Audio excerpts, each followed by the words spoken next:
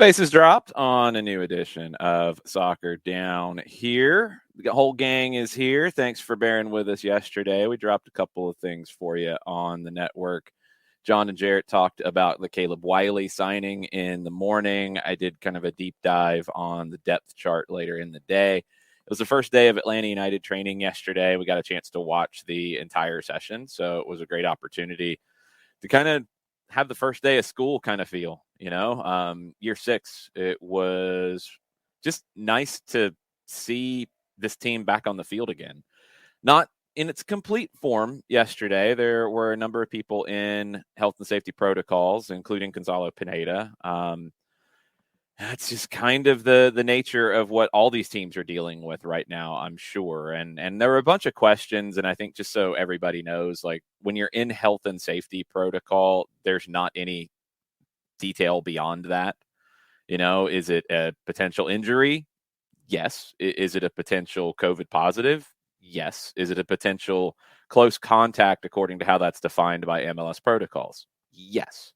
All of those things are possibilities there. So hopefully Gonzalo Pineda and the 5 players who were unable to participate because of that will be able to rejoin the team here very, very soon. I want to get into just kind of where things are with Atlanta United as we kick things off. We've got Dylan Butler talking MLS with us at 9:30. We'll get back into Atlanta United with Mike Conti at 10 o'clock. But Jarrett, yesterday, the big Caleb Wiley announcement, we're not surprised by it. We've talked about him for a few years now, but he gets that homegrown signing. He spoke to the media, did a really good job with the media. He's not somebody who I think has done a ton of that. You might have had a chance to speak to him after a game here and there.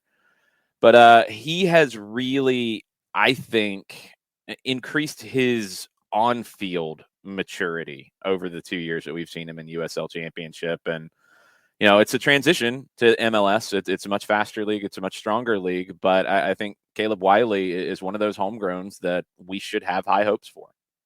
I think so too, and this is something we talked about yesterday in our breakdown. That for me, it's not a slight on anybody. So don't take this as saying somebody is better than somebody else.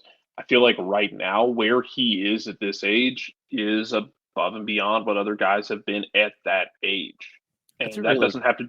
That's a really good point. I'm trying to think of, Wiley was the 13th homegrown signed in club history. Like Bello was really mature for his age at that point. And again, Bello's still a kid by all comparisons, but Wiley is very. I think I called it yesterday. I think he's very savvy. He's very smart about it, and I don't just mean it he executes the dark arts well or anything like that, like he does, but and he plays with a little bit of an edge. But we've talked about guys coming through this academy that and I believe as ATLUTD prospects pointed out, these guys are from the original U12 class that are making these moves now. We talked about it then that these guys are different from the first round of homegrowns that you had because they've had an entire, a maturing process. Their entire adolescence has existed within the academy, and that includes both understanding culture of the academy, getting the weight training and nutrition that comes with that, but also just the emotional makeup that comes with being a part of a professional environment for most of your adolescence as you're going through those weird teenage years that nobody wants to talk about. It's different than coming up through a non-professional academy. And I think we're seeing the differences on 2 fronts. We're seeing it, well, I'll say 3 fronts, because we're seeing it in the academy performances. When you get a chance to see the academy play, if it's streamed, the team is playing in a different way than it did back in 2016-17, where those guys were developed by outside clubs. In very good ways. I mean, you had very good players who were developed by outside clubs, but they didn't grow up in that professional atmosphere. We see it with the twos. I think the twos performances this past year compared to previous years kind of show you as well the growth of the homegrown players and how much further along, not just in a skill sense, because it's not all about that, but in a mentality sense. And with a guy like Wiley making the jump, he's got 33 games in USL Championship under his belt. He just turned 17 less than a month ago. I don't think there's another homegrown who has that combination of things. I mean, it's one thing to have the maturity. I think Bello had maturity, but he didn't have a lot of games under his belt. It's impressive. Conway is probably the other one who had that level of experience in USL Championship, but not this young. That's the biggest difference here to me is Wiley is barely 17 and he's got over 30 games of professional experience. And he's still growing. It feels like he gets bigger every time I see him, and he gets faster every time I see him. And Bello did that too. That was hilarious when Bello did that. Like there was that stretch of time where every time I saw George Bello, I was like, "What the hell are y'all feeding this kid?" Yeah, I think Wiley. The biggest thing I'm noticing is his speed, and it's really coming to the fore for him. It's exciting. John, if hopefully your connection stays consistent today. Exactly. You had a chance to call a lot of those Caleb Wiley games with the twos. It's not a surprise that he gets the homegrown deal, but what are your kind of expectations for him in 2022? Just continued growth. I don't, first and foremost, to me, he's 17. And yes, we've seen him from the age of 15 to the age of 16. And now at 17, you get the homegrown deal. And you mentioned the number of matches that he's played in USL Championship. And the question came up yesterday in the timeline, are you expecting first team minutes with Caleb Wiley? What I'm expecting is for Caleb Wiley to compete in training as best he can and going up against the others that are there that can be chasing after position, to be chasing after Bello and Gutman and Mikey Ambrose. And if it just so happens that there are times in practice where he's performing to where Gonzalo Pineda sits there and says, okay, we'll put him on a game day roster. We'll make sure that, he's getting minutes that he's earning, not just because he has the homegrown deal, but he's actually earning them by his performance. What I'm looking for is just the continued growth in the bell curve. And if it so happens that he's getting those first team minutes, more power to him. It just shows you where his game is continuing to evolve. So I guess for me, it's just those next stages where we're seeing the speed, we're seeing the growth, both on the field and, in his own personal height on his driver's license. But just continue the bell curve for me. And if you get those first team minutes, it's because you've earned them from what you've done Monday through Friday. A couple of questions from the Twitch pitch we'll jump into before we bounce around some other things. Sean asked if there were any surprises the first day of camp. Not really. I mean, the session is kind of a setting the standard kind of session. You had your physical kind of getting activated first, your activation, and then rondos, and then some possession things that started very, very small and opened up going to small goals. Luis Araujo had a couple of nice plays on the field closest to us. Looked very good. Nothing really jumped out because it wasn't really designed to. I mean, it's the first day. I think if anything jumped out, it's not a surprise, but the level of intensity the first day. And it was something that you could hear, players consistently like, let's go. You could hear it from the coaches on the outside. It was all about getting things as intense as possible in your first training session of the year. It's a good baseline to set. It's a very good baseline to set. And that was noticeable with what we saw. Byrne said he saw Aiden McFadden in some of the pictures. Yes. Do I read anything into that? Not really. I think anybody who's contracted to the twos is probably going to be part of this camp right now for a few reasons. I mean, one, they're Atlanta United players, even if they're contracted to the second team. So having them in camp is a good opportunity to see where their development is. Two, and Byrne mentions it, Lennon's away with the national team. We don't know how long that's going to be. We don't know how long Bello's going to be there. We don't know how long Robinson's going to be there, although you can safely bet he'll be there through the qualifiers. You need the extra bodies. And when you're dealing with, 5 guys out in health and safety protocols, a couple of guys in Sosa and Hindman who are at varying levels of being able to do anything physical and neither one was able to join into anything in those sessions that had a ball, that had contact. Neither one was on the field for that. Hindman was there warming up before. I'm not sure if Sosa was. It was a little unclear because they were kind of far away. But Hindman was definitely there with the non-contact portion of it early. But you just need the extra bodies. And right back is a position where you needed an extra body. I think Ronald Hernandez arrived yesterday. I don't think he was on the field yesterday. I think he arrived later in the day. So you need the extra bodies. You need the work, and you need to see where he is, because we've said it, and I truly believe it. I think he's very close. And I think if you have an injury and you can clear a roster spot to add Aiden McFadden, then you add Aiden McFadden. I think if you have an injury in the central midfield and you can clear the roster spot and you need Robbie Mertz, you're adding Robbie Mertz. I think that's why you have guys like that with the second team. And hopefully they get their opportunities, and I'm sure they will in preseason, to see where they fit in this group. I want to get into this, Jarrett, while we've got you, and before we jump deeper into MLS stuff. And we're going to come back to Atlanta United things as well at 10 o'clock with Mike Conti. I'm sure we'll talk about it a little bit with Dylan. We got stoppage time today at 2 o'clock, so we got plenty of time to talk about this stuff. But I wanted to get into this from Domer about Chelsea. And, a lot of it for me comes down to some of the comments from Thomas Tuchel after the match. So Chelsea looked tired. Domer said they looked gassed. I would have to do some math on how many other teams in the Prem have played as much as Chelsea since December 1st. I don't think there's anybody who's played more. It's been rough. They haven't had any postponements. They've played weekend, midweek, every week for Domer said for the last 2 months. I think that's accurate. I don't think anybody else has had that schedule. Tuchel said the players are tired mentally and physically. We look tired because we are tired, he says. He gave Brighton a lot of credit, so they were strong and well prepared.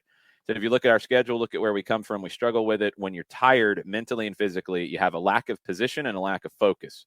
You can see it in our game, but we know where it comes from. Tuchel said, I can even feel it myself. At some point, you sit on the bus and you think, where are we going?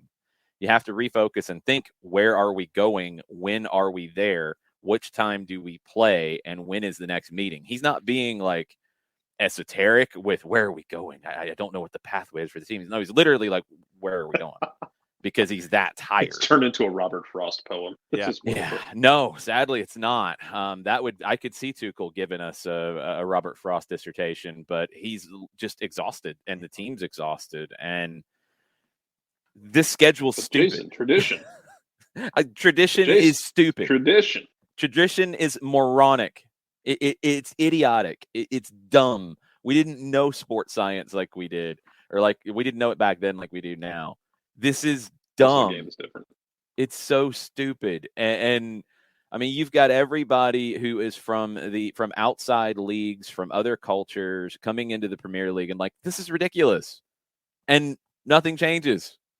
It's horrible. And you add on top of that the idea of, they're missing people due to positive COVID tests. They're missing people due to injuries. You're getting people injured. You're getting people exhausted. Now they're at greater risk of injury. It's affecting results. And it's just not what the product should be. And Jarrett, I mean, England does this. Scotland does it too. Although they do take a winter break afterwards. England played around with a winter break at one point. And then, I don't know, they're weird.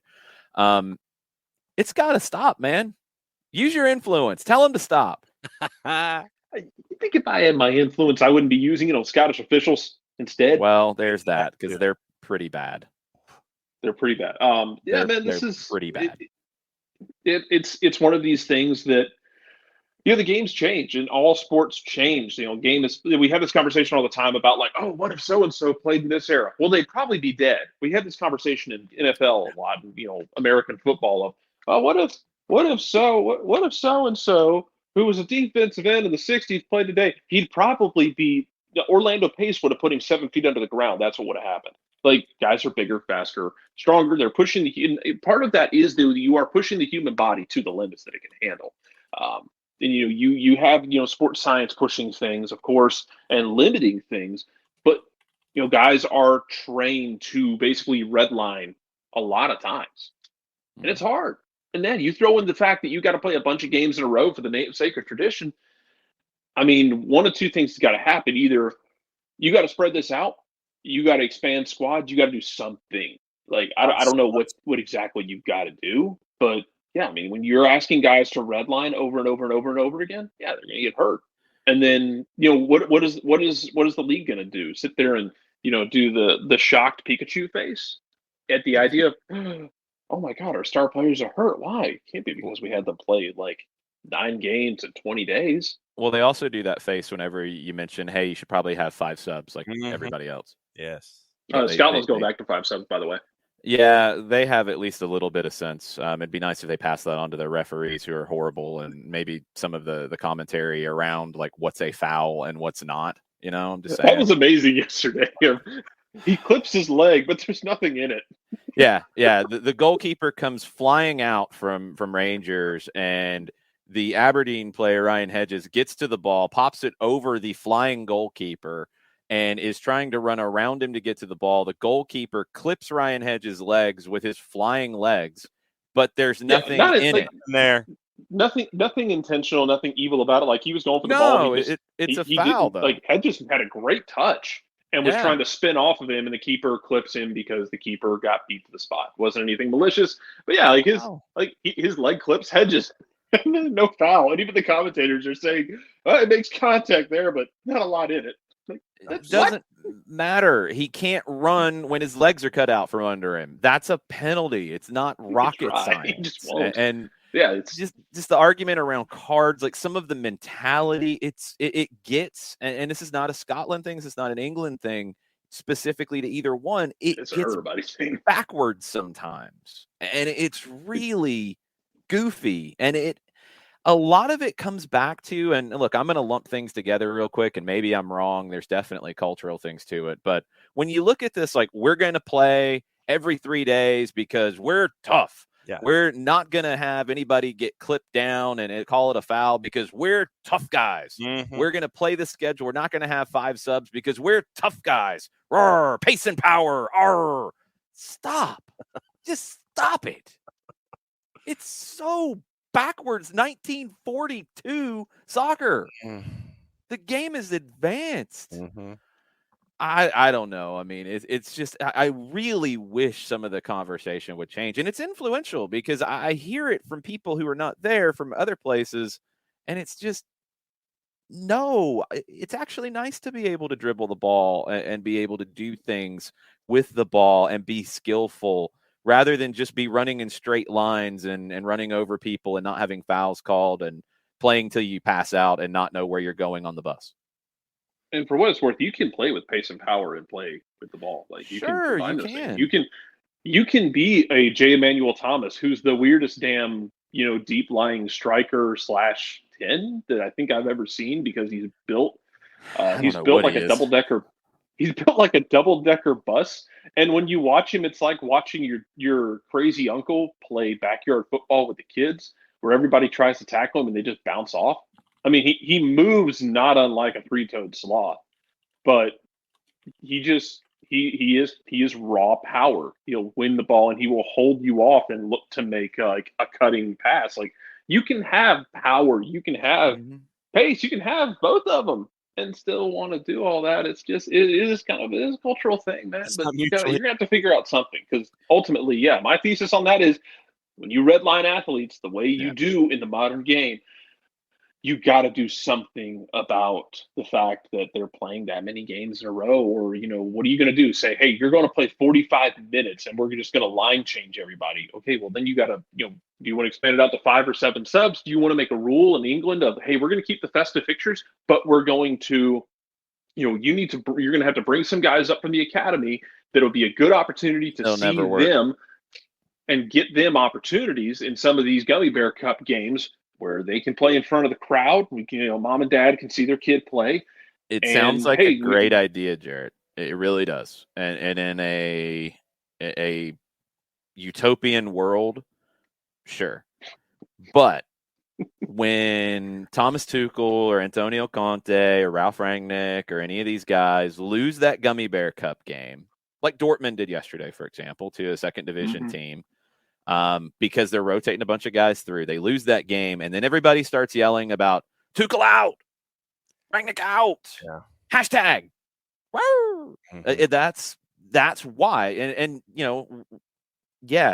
Manchester City's got a deep squad. Yeah, Chelsea's got a deep squad. Sure. There's also immense pressure to win every game they play in.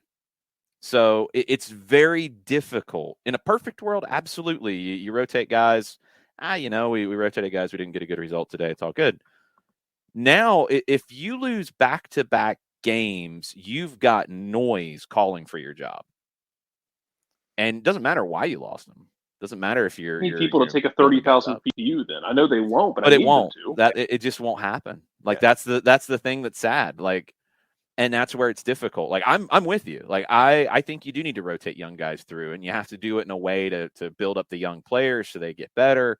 You have to not do it in a way to like crash the team where you put too many in, but you put one or two in, you can rotate through. I think managers need to do that in general. But when you get into this portion of the year and everybody's putting so much pressure on it, it's impossible for a manager, even if you give them, a deeper roster to work with, to not play their best players. And the players want to play too. And you turn to these guys who are redlined, who are exhausted, and say, hey, we're going to give you the day off. A lot of times those guys are going to say, no, I want to play. Yep. Because they feel the pressure too.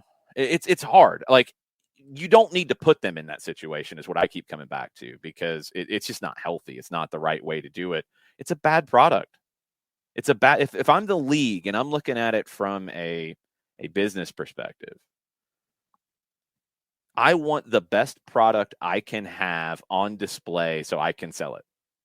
And if I'm running tired guys out there every 3 days, it's not as good of a game. And look, sometimes you get chaos like we saw from that first 45. Was it Chelsea and Liverpool? That first 45 was just chaotic because you got guys who were tired and exhausted and lacking focus at times. But given everything they had, you saw a second 45 where they couldn't really do anything. Like, it's not a good product. And ultimately, that's going to catch up. It's frustrating because nobody else is doing this. So, like, I get that you got tradition. I get these things. I understand it. But when no other league in the world doesn't just, like, not take a break at some point in the season, but adds games into that portion of the schedule and schedules teams to play every 2 days at times, and then you get to this point and guys are gassed, well, yeah, duh. Mm-hmm. Like, we know, and maybe don't schedule it that way. It's just, I don't know. We'll see, man. It drives me nuts though, because it just feels like you're putting the blinders on, you're putting a blindfold on, you're putting earplugs in, and just la la la la la la la la la to anybody who says, hey, this is a bad idea. Could you maybe adapt to the times? La la la la la la. You're behind the wheel and you're blindfolded and you've mashed the gas pedal to the ground and you're just like this on the road. That's not healthy because there's turns. Well, I know. Didn't Not healthy. Didn't help Toons as the driving cat either. Toons could see completely and he'd still run the thing off the road. I mean, come on. Okay, we're done. Hey, what are you running away from Toons from, Jarrett? You don't ever run away from Toons like that. No, but it's 9:30. Oh, well, that's a good point. All right, well, we'll see you here. Line change. Yeah, line change. I'm busy. I'm busy reading NFL drafts because one draft has Atlanta mock to take David Ojabo from Michigan, who David Ojabo from Nigeria originally, from the age 7 to 17, lived in Aberdeen, Scotland. That's cool, but why aren't they taking Nakobe Dean? Oh, I don't know, man. I want But you're watching Nakobe Dean run sideline to sideline like a cat on meth. I don't know. Mechanical engineer, degree in 2.5 years, and spotted it all in 3 days. I need it. Yes, the Falcons are irrelevant, Sean Vergara. You are true, but maybe they'll become relevant. We can hope. But I hope they. I can only dream. I'm biased. Bye, Jarrett. We'll talk to you later. Bye. Bye. Ricky, we need everything. And yes, we'll take Nakobe Dean. You just don't want to because you're one of these Auburn folks. I understand. Because that's what matters more than actually picking a good player. Ha, ha, ha, ha. I'm just saying. Y'all can be salty. It's still okay. I'll have my Georgia championship gear here very soon, and I'll wear it and make everybody upset.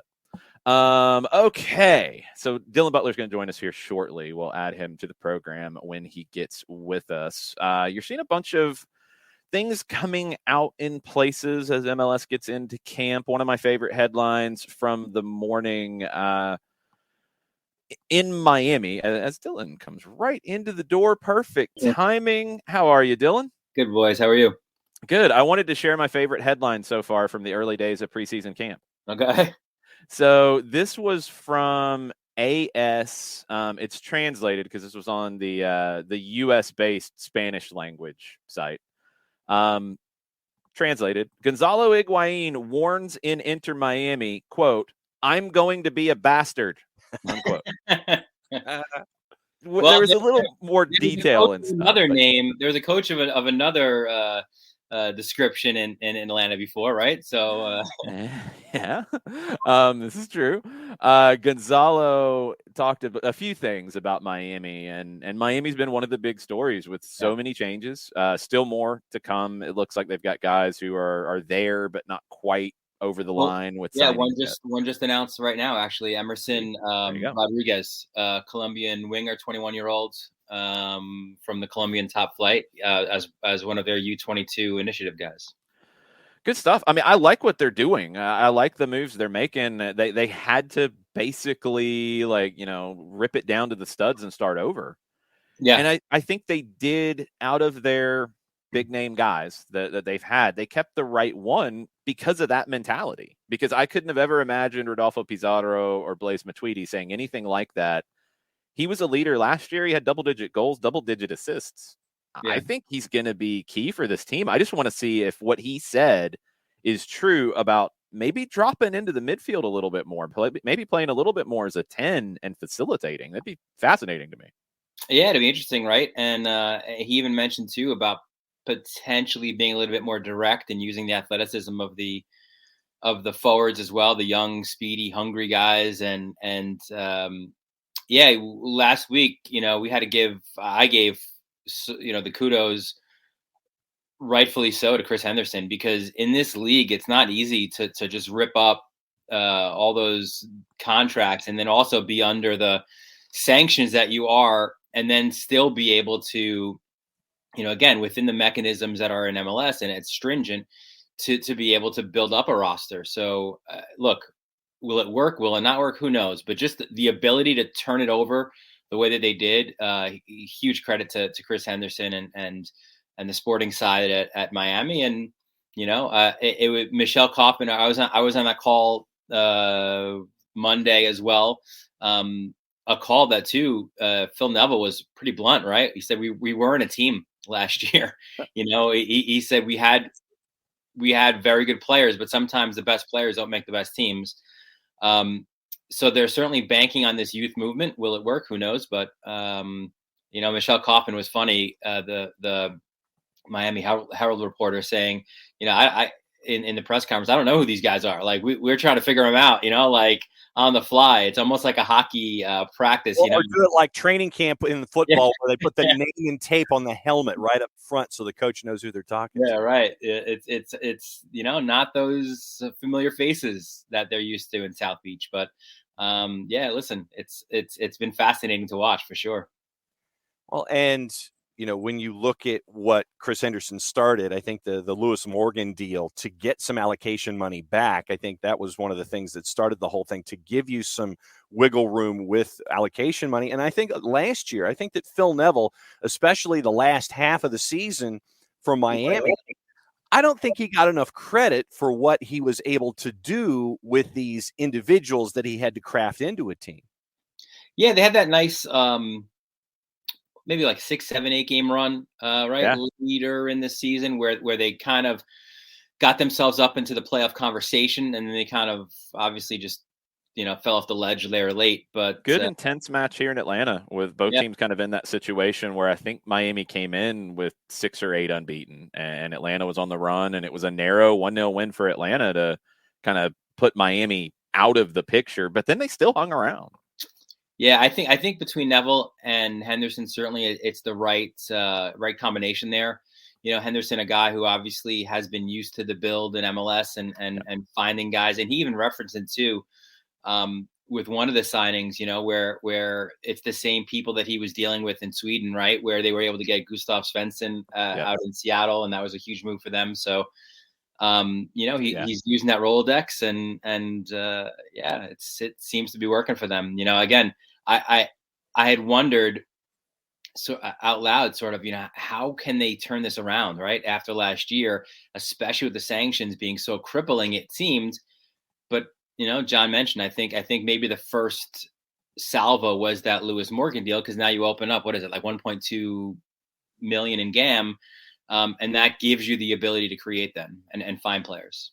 Yeah, 100%. It's been what was needed. We'll see if the results match up to, I think, the good work off the field. It might take another year for those results to catch up because you got a bunch of young guys in, and it's going to take a second. Dallas is another one that I think it could take a second, but they're going through this a little bit differently. They've got a bunch of cash in their pockets, or they will over the next few years, with Ricardo Pepi's transfer fee coming in. And that was something that Dan Hunt made clear, like, it's a payment system, it's going to be paid out over 3 years from Augsburg. But they're taking them, and he says they're immediately reinvesting them in the product on the field. They're linked to Alan Velasco from Independiente, a player who at one point was linked with $14-15 million kind of offers. Atlanta United was linked to him at one point. I don't know if there was actually anything to that, but now it's looking like it's going to end up somewhere between 7 and 10. I think the latest offer from the Argentine side is being talked about at 7.5. Dallas hasn't really done that before, where they've brought money in transfers. Now, they haven't had this much, but they haven't really immediately reinvested it in bringing a player in from the outside, and a player as well, I think, regarded as somebody like Velasco. It's funny with Dallas, right? Because they've spent money before, but they failed in their spending, right? So they were a club that still, right, the youth development and bringing guys up, and they're among the leaders in MLS in doing that, but they've failed in the transfer market for a large, portion of it. And I think this is a player that, fits an immediate need, certainly at winger. They don't really have depth there, especially if they're going to move Pomoko maybe, inside a little bit as like an 8.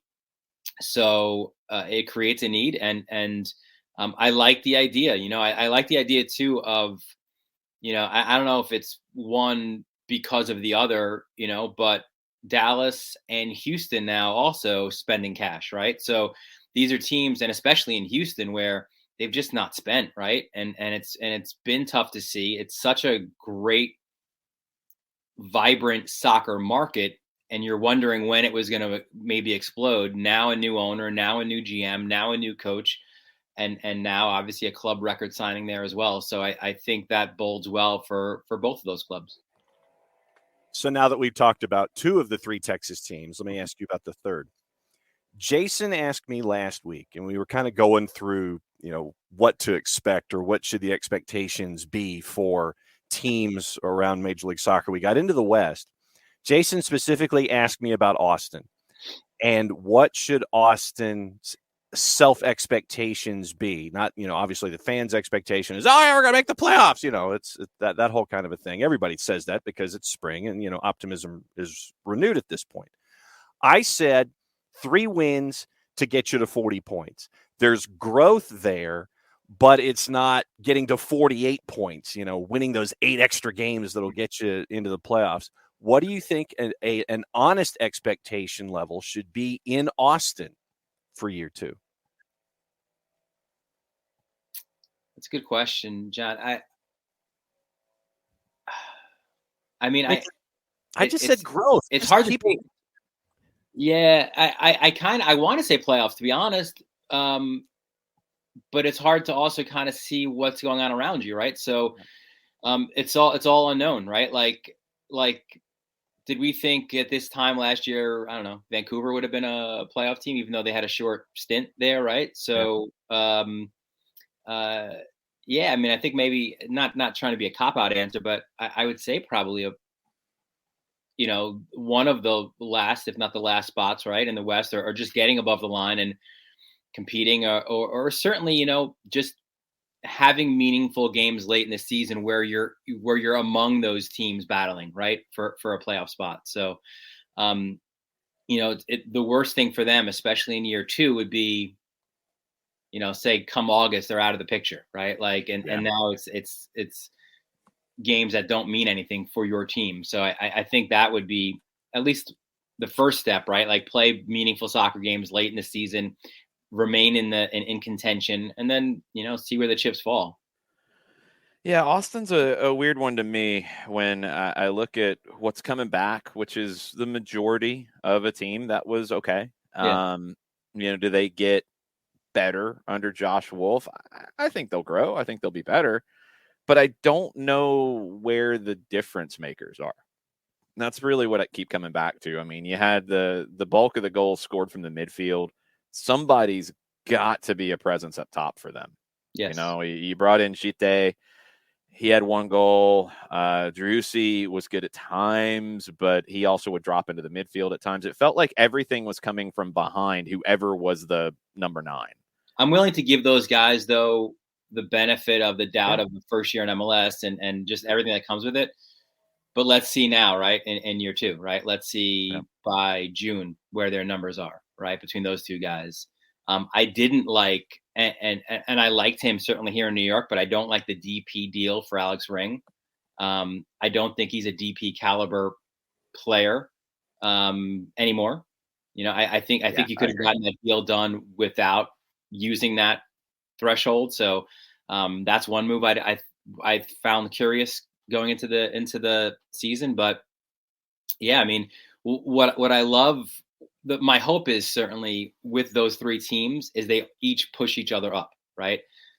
Dallas obviously sort of being, that team, the big team there, now they missed the playoffs and they've got to make a push. Houston wants to make a bang with the new owner, and now Austin's the new kids on the block. So hopefully those 3 just kind of continue to push each other up. And I had a similar conversation with someone around here with the Red Bulls, within their organization, like, all right, how do we now kind of respond to our noisy neighbors winning MLS Cup, and it's sort of like, now if there's motivation to be had, that's where it is. Right. So that's, hopefully again, they all drive each other forward and it's a really competitive Texas trio going forward. I want to get into another aspect of Dallas. Jesus Ferreira signed a new 4-year deal. This has been talked about for a minute. He becomes a designated player. First player who signs a DP contract with the team where he started as a homegrown. You've had Zardes and Mihailovic, who were homegrowns and then moved elsewhere and became designated players. Ferreira gets that reward from Dallas, where his dad was a legend. He starts. That's another move that I know the sexy thing is guys coming through homegrowns, getting sold to Europe for big transfers. We need to see more of these kinds of things too, where a player comes up to the academy and re-signs, the club invests in that player to be a star with their next contract. I think that's essential to the league's growth. And I think it's a big statement for Dallas to tell the younger players too that there is that platform for you here. I mean, obviously everyone, probably coming up through the system wants to be the next player to go to Germany or Spain or wherever. But, there's also now the statement that you can stay here and you can earn significant money and have that star title that maybe you're not going to get right elsewhere. So I think that's a big statement. I think this is a big year for Jesus as well. I think he obviously ended up being in the shadows of Pepe last year, and it's hard not to with that hype train chugging along, right? But I think this is his opportunity now to sort of take hold and say, this is my team, and maybe have a Pepe-esque season in 2022.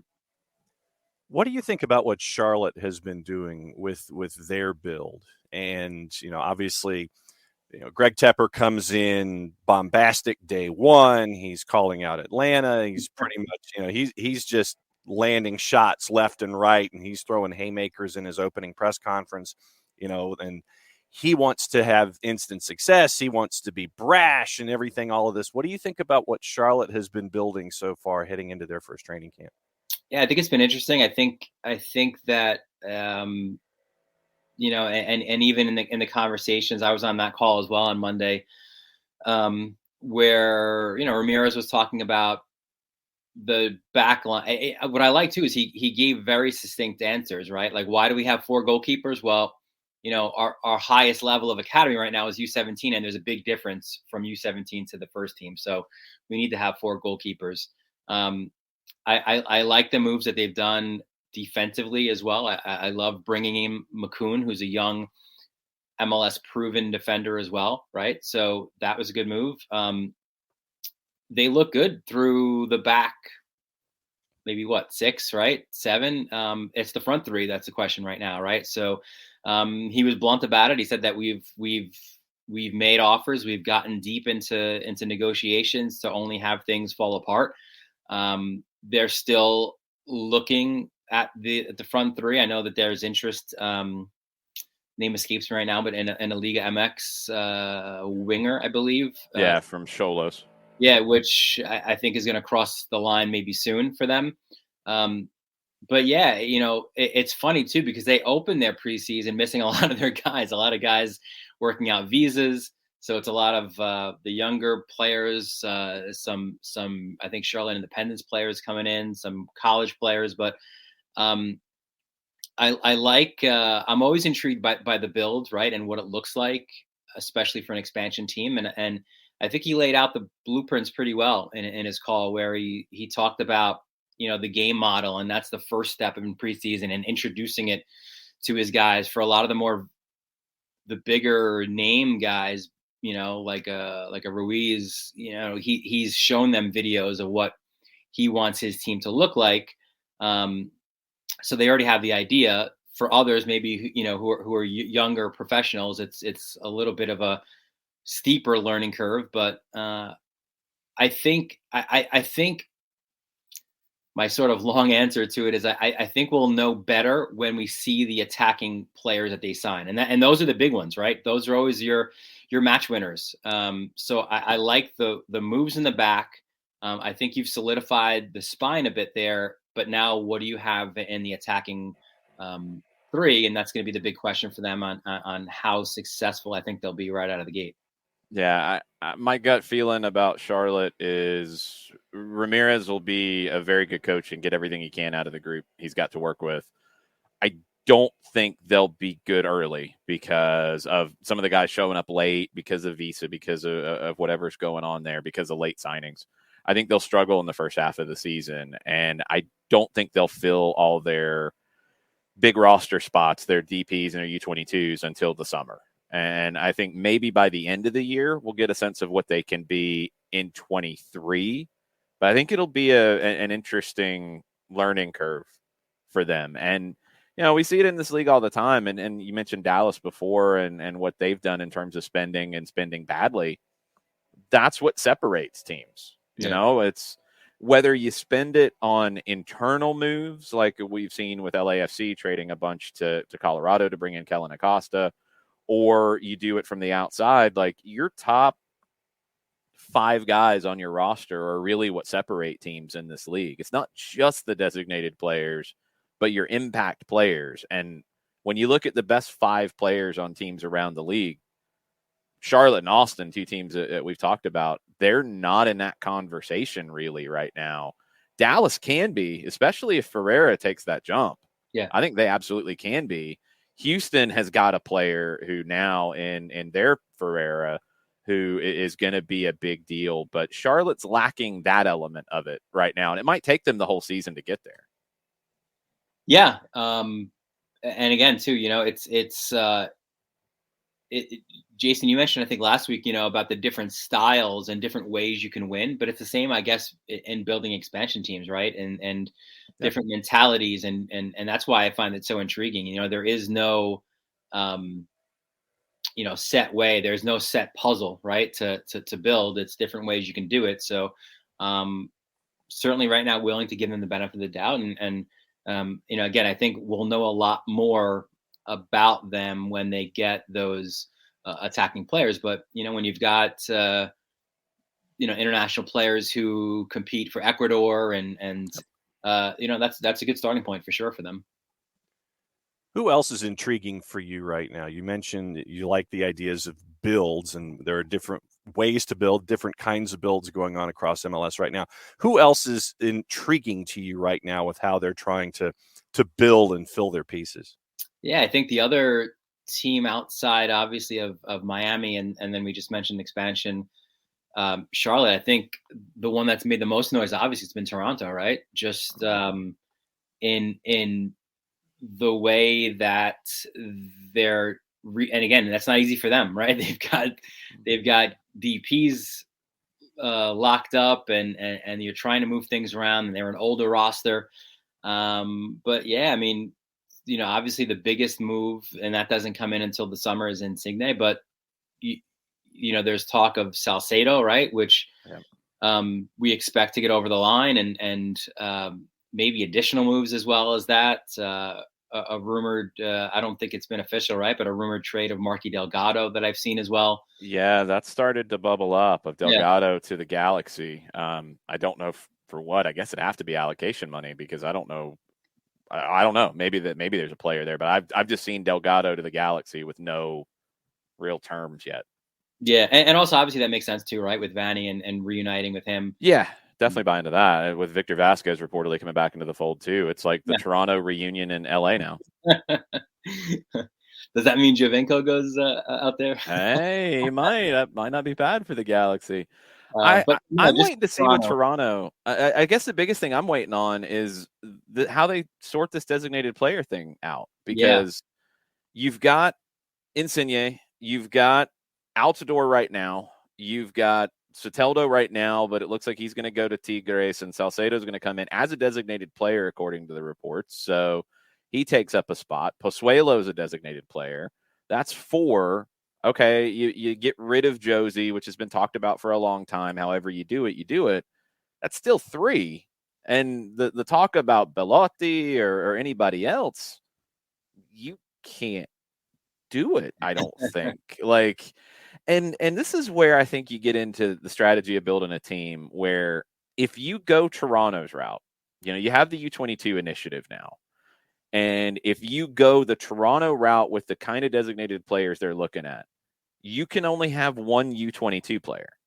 So you can only have 4 guys with any kind of, cap relief, we'll call it. 4 big signing guys, okay? Other teams can have 6 if they do it the way that the rules allow you to. If you're only going to have 4 of those guys, you better nail it with them. Yeah. And I don't know what Toronto's going to end up looking like here. I think they might end up a little too top heavy. I mean, we'll see. It's definitely interesting. And that's a little bit what they've been, right? I mean, they're different pieces, but that's what we've said was kind of their downfall last year, right? And you saw it coming, where, it worked obviously in 17, but then you get a little bit stale in it, and it's a lot of those same pieces, and you're just getting. Why I think it worked in 17, and I think this is where they've got to hit. It worked because of a Delgado. It worked because of Osorio. It worked because of Drew Moore. It worked because of the guys that they got more out of than maybe they were valued. Yeah. And the big guys performed too, don't get me wrong, but it worked because they nailed the rest of it. I don't think this team is like that one. I don't think they have enough of those kinds of guys right now. And if they lose Delgado, I think that's a big loss, unless they're going to be able to find a way to replace him properly. I agree. Yeah. I mean, it's going to be an interesting look. I mean, we've not seen enough, I think, of their younger players to totally agree, to give a good, description of what they might be like, and see them across a longer MLS season. Maybe we will this year, right? Maybe they're banking on it. They see them in their, training facility, obviously. So that could be part of their idea as well as, the process going forward. So who's been spinning their wheels so far, since we're talking about builds and you're intrigued by Toronto? Who's spinning their wheels so far, in your opinion? We said it last week too, but I mean, you gotta certainly say the Red Bulls have been very quiet, especially for a team, again, that, they are hurting. They're an MLS original who's only made 1 appearance in the Cup final. They lose to Columbus in that final, and they've not been there since. And next thing you know, the noisy neighbors from across the river win the title, right? So that's painful for them. They've this has got to be a year where there's a response, and to this point, it's been pretty quiet on their front. So you kind of wonder, and they're not a team too, unless they completely shock us all. They're not a team that's gonna make that huge big announcement of a massive signing, right? That worldwide name or what have you. So, we said it last week that they went loan heavy, and when you do that and you don't then do the purchase option on those guys, it hurts. And we're seeing sort of that this year where they've been quiet. Their only moves of, other than Morgan early, have just been draft picks, right? So that's one that I think where I'm a little bit surprised that they've been as quiet as they have been to this point. There's talk about Tom Edwards coming back. I think that'd be huge. He was really good for the Red Bulls last season. He's got a knee injury. I don't know how long that's going to be, but it looks like he's not going to make it at Stoke. Right. And there's multiple reports about him coming back. Yeah, I just pulled up their depth chart to take a look. I mean, you're looking at a lineup roughly. We'll leave Edwards out of it for now, with Cornell in goal, Tolkien taking over for Gutman at left back. One of the Neelises probably on the right side, and Aaron Long, Andres Reyes in the middle, maybe the other Neelis in the middle too. Central midfield, Yearwood, Cáceres, Amaya, and Carmona probably. You've got Lewis Morgan, and you didn't really play with wingers last year. I don't know if he's a right back in this scenario. I don't know if he's a second forward with Klimala. I think it's more a second forward. I think I'm leaning that way too. Yeah. Because I think he'll flare out and he'll kind of drift out wide and do what he does, but I don't think he'll play as a right back in a 4. And they'll probably, unless Struber goes in a different direction, and look, he's got the preseason to do it. I think they looked their best, and they were really difficult to break down in that 4-4-2 diamond, and they were very good in it. And Yearwood, Cáceres, I think, are a really good base, but Amaya didn't really seem to get a ton of time. Caden Clark didn't really seem to fit with Struber as much. Omir Fernandez is a player I like, but never gets consistent run. Carmona seemed to be the one that was the most liked by the coaching staff. Yeah. And as you put out like a projected 11 there for them, what does that tell you, right? About their quality up against the other teams in the East. To me, it says they're a team again that's going to be battling for the last playoff spot, kind of a thing, right? I mean, that's not a mid-table, that's not a top of the table squad. It's one of those where the style, the philosophy is going to have to make up for the talent gap, because there's a talent gap. There's just no way around it when you look at that group. What else are you looking for the rest of this week? What are you predicting we'll be talking about next week when you join us? Good question. How about I don't know what's going on with Shabilko, right? That could be interesting. That's it. That's a good one. I'm intrigued. Right? Maybe going to Chicago there, looking for a longer term contract. That could be an interesting one for the Fire and their eternal rebuild. I think they should both do it. I think Philly needs a different kind of forward now that they've went all in on the pressing kind of Red Bull-esque way of playing, and it doesn't suit Shabilko at his best. I think Chicago can build around him. Chicago's probably got allocation money to make a deal, so it's one of those where both sides could win that deal, I think. That's another, just before we wrap, I mean, I feel like that's another one that we didn't talk about. Maybe we'll talk more about them next week. We'll do a deeper dive, but that's another team that I think is intriguing, certainly this year, right? Like, I feel like almost we're saying every year, hey, now they're in Soldier Field, and now they've got a new logo, and now they've got a new... their owner. They got a new owner. Yeah. I think this could be an interesting one with them, new manager there, and I love with Gab. What's his nickname again? In Gabba. Gabba. Is it Gabba or Gaga? Gaga, I think. Right. I think it's Gaga. Yeah. Yeah. Having him in net as a full-time keeper. Yeah, I like it. Moves. Yeah, they're an interesting one, I think, this year. Dylan, thanks, man. We appreciate it. We'll talk to you next week. Wednesday again next week. Is that what works best for you? Yeah, I think it does. Cool. Tell Conti I said what's up. I will. Thanks. All right, boys. Be good. Let's bring Mike Conti into the show right now because we have a limited amount of time with Mike this morning because Darren Eales is speaking to the media at 10:30. We're going to stay on at 10:30. Make sure you're following Mike Conti 929 for those updates because I'm sure he'll be live tweeting it. Yeah, well, I mean, we'll see about that. I don't know how industrious I'm going to be this morning, but I really enjoyed your talk with Dylan, and if Dylan were still on, I'd say what's up to him. I feel like that's a very tough act to follow. But next week we'll have the crossover because Dylan's going to be with us on Wednesday again next week. So. Very cool, very cool. Well, John, I'm glad to see you made it out of the St. George's Island dollhouse, and you're back in Office HD. I know Office HD. Well, I mean, when you're traveling, when you're trying to leave an island, and I was talking to Jason and Jared about this, you know, that front that came through that was giving all of the weather here in Atlanta on Sunday and everything. It was blowing through on Saturday night and gusts up to 50 miles an hour. And so you have to traverse this 3.5 mile bridge to go from St. George back to the mainland.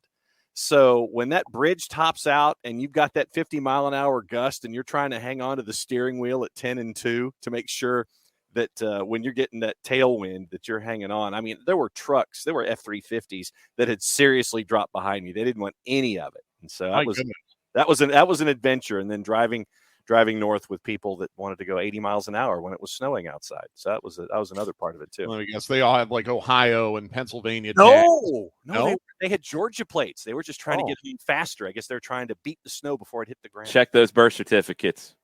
Yeah, right, exactly. It's funny, when I was in Buffalo with the Falcons a couple weeks ago, it snowed, I don't know, probably 3 or 4 inches the morning of the game. And Miller and Bo and Arch are all looking at me like, you know, you're from Pennsylvania. You know how to drive in this. Do you think you could drive us? Like, yeah, I mean, I know how to drive in this. And yes, I'll be happy to drive you. But Arch, you grew up in Idaho.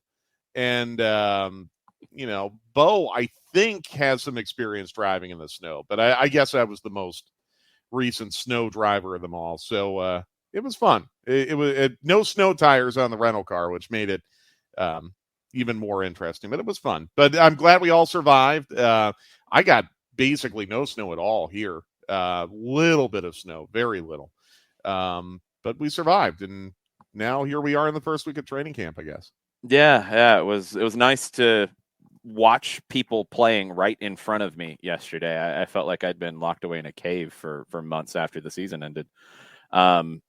You know, yesterday, first day of training, look, I mean, you've seen it too, Mike. You know how these things go. You're not going to learn anything about the way the team's going to play on day one. It's getting everybody active. I think the number one thing that jumped out to me wasn't about anything they did or wasn't about any individual player. It was the intensity level. It was very high, and it was being demanded by players and by the staff on the outside of the drills. The intensity didn't look like a first day, and I take that as a really good sign. Yeah, I do as well, because it can be a little bit difficult to just kind of reassimilate into that kind of training camp culture, if you will. So it's good that they were able to kind of reach that level right from the jump. But I also think that speaks to probably a lot of these players had been in town for at least a couple days, if not longer, prior to the air quotes official start of training camp on Monday. So that tells me that everyone was really in the correct mindset, being absolutely ready to go from the jump on day one. These are the things that you have to do to basically maximize the limited amount of time that you're going to have in training camp. You're going to have 39 days between now and the start of the MLS season. There's going to be a friendly that's going to be announced very soon. That friendly will be played very, very soon. So you've got to ramp up quickly to get into game mode. And, you know, it's one thing to get into game mode for a friendly, but you're still a little more than a month away from playing a meaningful MLS match. So you've got to enter into this with the correct mindset. And it sounds like they did that yesterday. And I'm actually a little bit relieved, to be honest with you, that the number of players and protocols is as low as it is. I thought it would be substantially higher than what it turned out to be. I feel awful for for Gonzalo. I mean, that's the second time now that he's had to basically put his start with the team on pause because he's in protocols. But I'm frankly relieved that the numbers were not higher than what they were. And for the draft picks to come in protocols, that makes a lot of sense. It's a little bit of a bummer for them because they need to maximize the time that they get to compete with these guys being the first team. So I feel a little bit bad for Centeno, and I feel awful for Blow You, who I will be pulling extremely hard to make at least some form of the team this year. But I was really fearful, guys, that we would get a list of maybe 15 players that would test positive on intake. And it sounds like it was much, much lower than that, which is good, which means you can get to work on some tactical stuff. You can get to work on the ball, maybe on schedule, as opposed to having to push that schedule back a little bit because you need to get players up to fitness. You're probably not doing a lot of tactical stuff this week, right, Jason? But at least this way, you don't have to push it back a few days on the back end because you have most of your guys in. I'll clarify, no, you're not doing tactical work, but, when we get into this, I always separate tactics from game model, from philosophy, from style.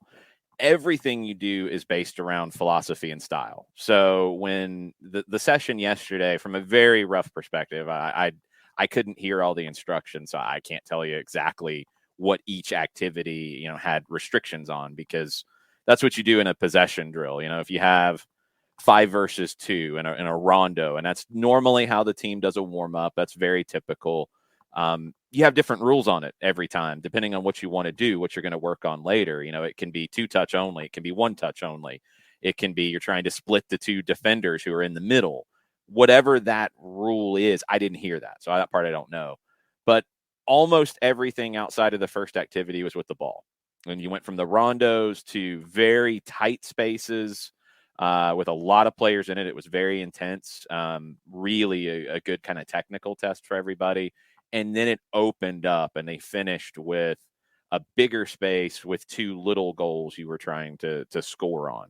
And Areola had a couple of great long-distance left-footed shots into the little goal. It's not about the tactics, because they're not talking about playing a 4-2-3-1 and shape and individual things you're going to do in a match, but it is all about the build to the long term. It's not just an activity to do something, if that makes sense. It's about the building blocks of it. So the thing about Gonzalo not being there, it stinks for him, and it stinks for where he can't pull a young player aside and say, hey, you need to do this, or hey, really good job, keep it up. He can't have that impact on it. But the actual activities and everything, it's kind of scripted. What you're going to work on that first week, really, as a whole, probably 2 weeks, but the second week could shift a little bit based on what you see in week 1. Yeah, no, absolutely. Yeah, I think, again, big picture. I mean, this first week, you're trying to build up your level of fitness, and you're trying to make sure no one gets hurt. Unfortunately, Atlanta United's had some bad luck in the first week of training camp before. I think it was, 2019 when Franco Escobar got hurt, I think, on the very first day of day 1. So that, I mean, it's like we talk about in the NFL preseason when we try to, find news stories to mine out of the opening days of Falcons training camp. Basically, the only thing you can report is, did anyone get hurt? You're trying to stay healthy this week.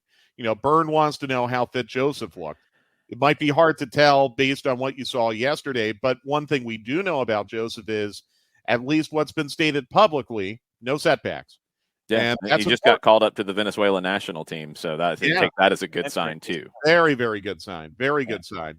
This time last year, Joseph was not training with the group, as far as we know, right? Because he was in the midst of rehabbing from his surgery, and I believe, if my timeline is correct, Jason, now granted, it wasn't January 19th, it would have been early March, but this would have been the point in the timeline where he had that pretty significant setback in terms of coming back from the injury, and it wasn't necessarily I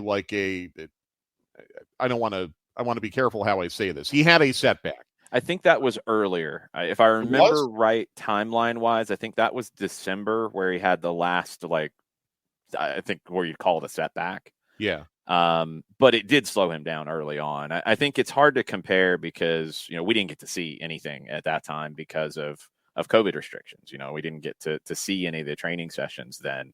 So I can't compare, and I can't really give you a look on like how Joseph looked fitness wise. He didn't jump out to me in anything negative.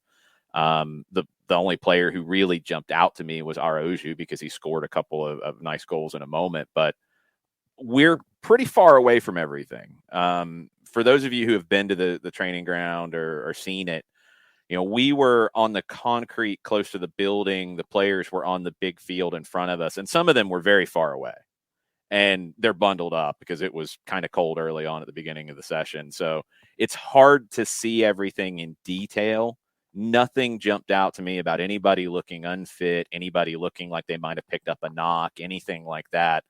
The intensity and kind of the vibe of pushing the intensity was my number one takeaway from everything yesterday. And I think also keep in mind, if there is something that they're trying to maybe keep close to the vest, they are keenly aware that they opened that session to the media yesterday. Yeah, they are. I really don't think that factors in. I don't think that factors in with Pineda's mindset, especially day one. Like, if you're talking about that sort of thing, I think generally, if it's a Saturday game, you'll see that really implemented on Thursday, because you're not going to spend a ton of time about the opponent, but if you are like a set piece routine or something that you've got, because your style of play is your style of play. If you're going to change up your formation, for example, to take advantage of something with an opponent, you'll try to keep that under wraps. Set pieces are really the biggest thing.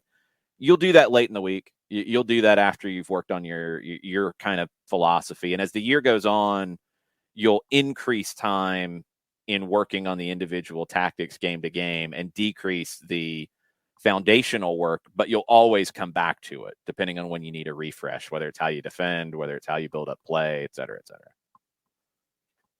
And Mike, at the same time, what you're also hearing in the post-practice availabilities, from Brad Gazan and obviously from Osvaldo Alonso, who has the history with Gonzalo Pineda, is that you've got guys who it sounds like they want to run through a wall for this guy. And they want to take the momentum, the guys that were here last year, and the momentum that was created with Pineda having to kind of work things through on the fly and deal with what's in front of him. Now getting this particular training camp where he can install his stuff, but you're getting the vibe that the guys are 100% behind what Gonzalo Pineda wants to do. Yeah, I get that impression too. I really like what I heard from Guzan and Alonso yesterday. The tone in this training camp's certainly much different than the tone in last year's training camp for a variety of different reasons. But I think more than anything else, it's just the continuity. And I know he wasn't physically there yesterday, but you're going into a training camp where you don't need to learn about or adapt to a new managerial style, which I think, again, is one of those little things that doesn't hold you back, doesn't necessarily put you behind the curve in these early days of training camp. Look, I think, the three of us, we've really come to know and enjoy our time with Gonzalo Pineda. I think we have a really clear understanding of how he sees the game. So that's three guys who are outside the team, who, are very much on the periphery of things. Maybe we get to the training ground every now and then. Maybe we get to talk to a player every now and then. So if we have that clear understanding of how Pineda wants to play and how he sees the game, I would imagine that his players very loudly and clearly understand how he wants them to play the game. And that's why, again, I think just Atlanta United this year, they go through this training camp in a much better position, just as far as being on pace or even ahead of the pace of the rest of the league and how they have to train.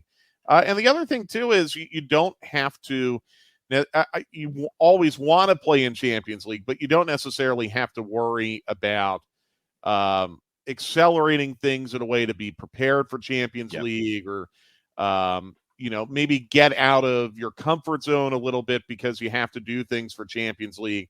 you can really have a very straightforward professional training camp that'll have you absolutely prepared for February the 27th. It goes back to the kind of timeline and the run that I was talking about a little bit with what you're working on. When you have competitive games coming up 4 weeks instead of 6 weeks away from the beginning of camp, you have to accelerate all of the implementation of philosophy and the way you're going to play in general to get to tactics for those games. And if you don't, you have more time to dig deeper. It was very hard for Frank de Boer in 2019 coming in and having to deal with that because he didn't want to, overhaul the way the team was playing, and Gonzalo Pineda doesn't want to either. But every coach has their way of interpreting it. Mm-hmm. You can have Pineda and de Boer and Heinze and Tata and talk to them and ask them what they value in the game and how they want their teams to play. And they might give you really similar answers, but they're all going to interpret it with the way they work with a team differently. And what Gonzalo gets now, and this is what I really took away from Brad's comments yesterday, is while he came in last year and did a great job getting the best out of everybody that he could, now it's not a blank slate, but he can make whatever changes about the way the team plays. He can do that now. He couldn't do that last year. He had to get into the postseason. Well, it was kind of helter-skelter, too, just from a time standpoint. I mean, tough. He had really, one international break that he could really try to implement some things. But if I remember correctly, he even told us then, it's just only going to be one or two very little things. Yeah, because it's so much recovery at that stage. Exactly. Yeah. So, I mean, it's going to be a lot less helter-skelter this year. And I'll really look forward to hearing additional comments from players as this training camp goes, because, the one thing, you're being polite when you say it was COVID that kept us from seeing a lot of the training. Well, it literally was, but there was probably other reasons too. There was another very big reason, but the one thing I'll say about that is that at least we did have access to players. The coach at that time did not mind us talking to players. And I think we got a very, very clear sense in the discussions that we were having with players during last year's training camp. You're hearing the same thing from everyone. This thing is really, really intense. You're hearing the same thing. I'll be very curious to hear as we go along. I think there's another media availability on Friday with some players. Yeah. Are we going to hear the same themes on Friday that we heard yesterday from Alonso and Guzan? When we get to talk to players next week again, are we going to hear those similar themes? I think if you listen carefully to those players, you can kind of piece together what the talking points are, and or not necessarily talking points, but just what the priorities are in this training camp. So I obviously they're off to a really good start. You're off to an excellent start when you can keep people healthy, and it sounds like they accomplished that at least on day one. I know it's going to feel at times like a little bit of a slow crawl to the regular season, but really this is going to go very, very quickly. I mean, we're talking about just a little more than a month, and these guys are going to be playing friendlies before you know it. I don't know if they're going to announce this. I don't know when they're going to announce their preseason schedule, but from what we have understood, they're going to be playing quite a few friendlies, and it's going to be starting very quickly. So we're not going to have to wait too long. Nothing like having stuff to talk about with games and access and all this kind of stuff. I'm looking forward to this season, obviously, from the momentum that was created last year with the early vibe and the faces that are in now and all of the slight change it's in. You bring in someone like an Ozzy Alonso. I'm looking forward to seeing that. There's a lot of promise here as they're building in, looking forward to the 2022 season. Yeah, absolutely.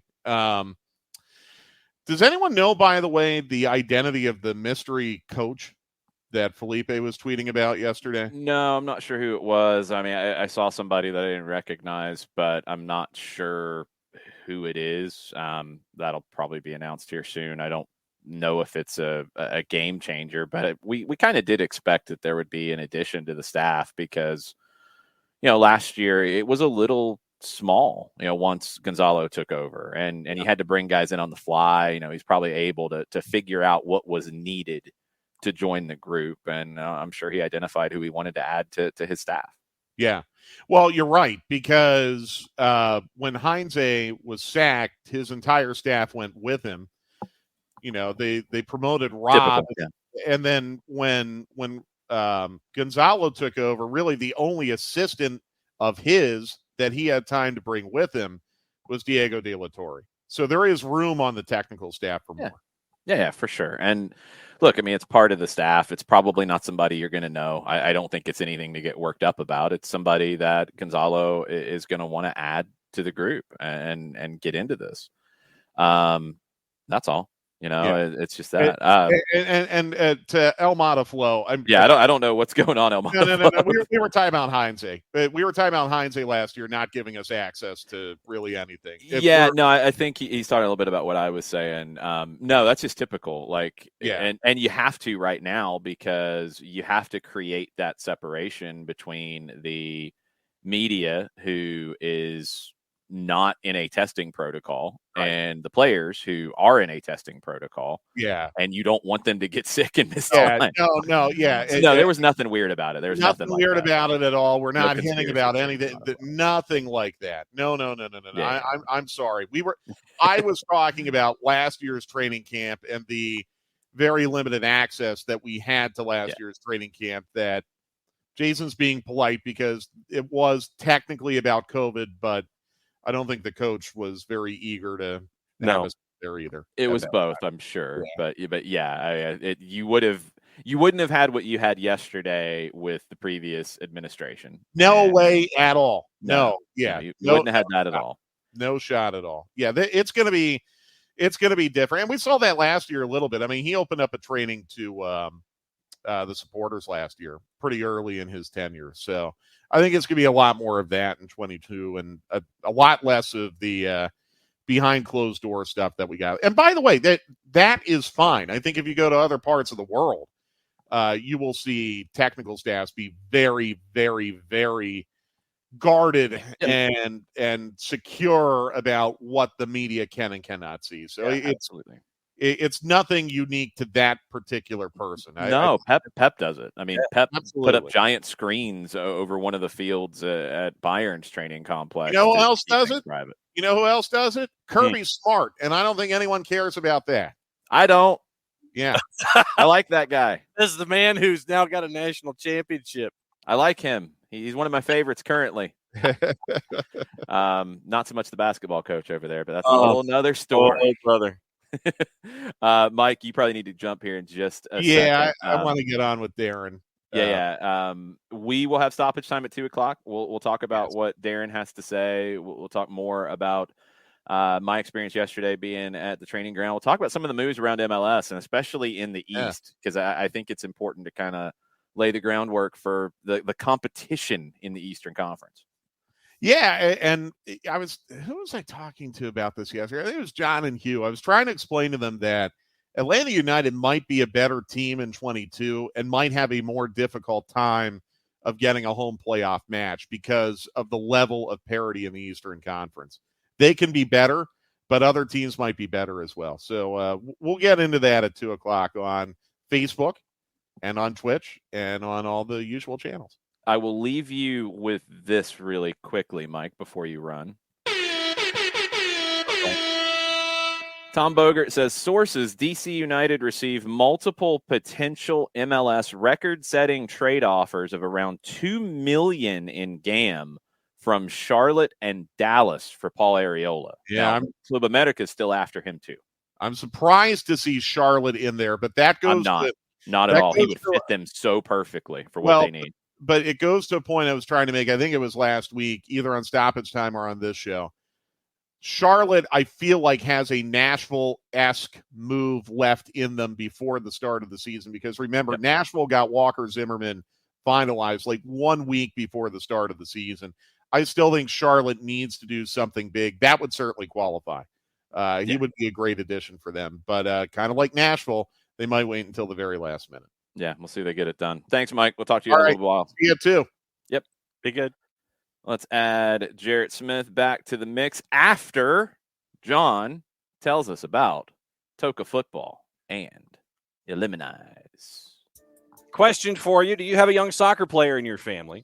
Have you ever considered private instruction with a professional instructor to take your favorite player's game to the next level? Toca Football has four indoor soccer training centers here in the Atlanta area. Their trainers utilize innovative technology and a fun environment to help your favorite players improving of their skill and decision making. So give Toca Football a try. Here's how.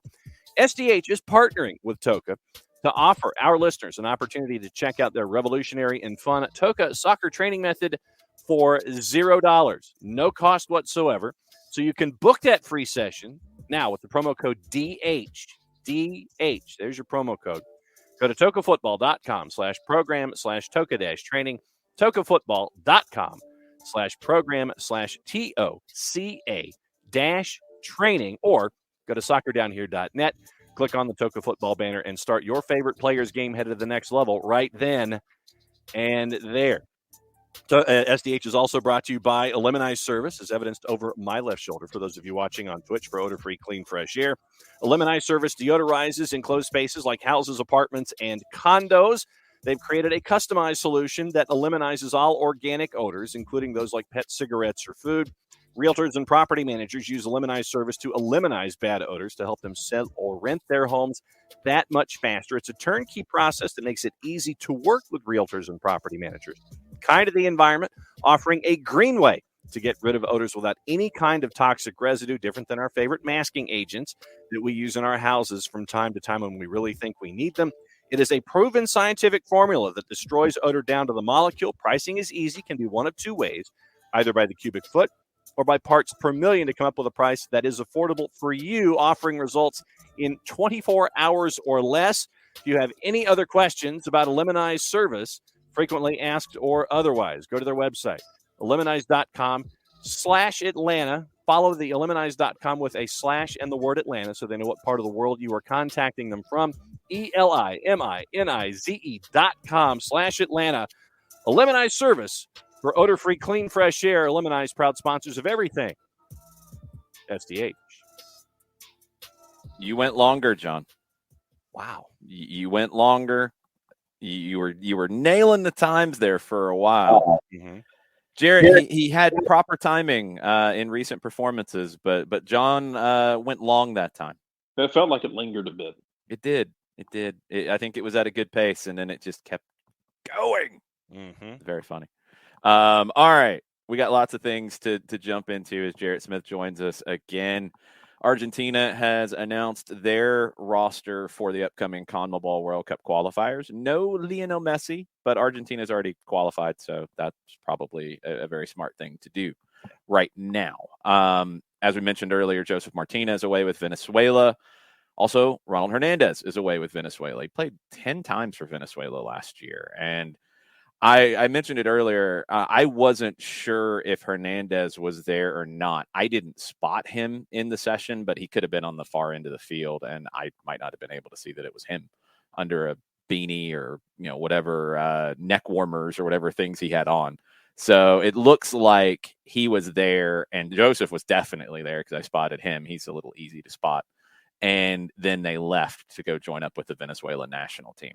Now, questions about the U.S. roster coming up. We don't have a date, I think, specifically of when that's supposed to be announced. Stephen Goff has talked about maybe Friday for an announcement of that roster. The first game is on the 27th in the cold of Columbus, and then it gets colder probably in Hamilton, Canada, and then it gets even colder for St. Paul. If you start looking at the projections for these games, I think Columbus, the game time temperature is supposed to be around 20 degrees. Yeah. About half that in Hamilton, yeah. And maybe even lower than that in St. Paul.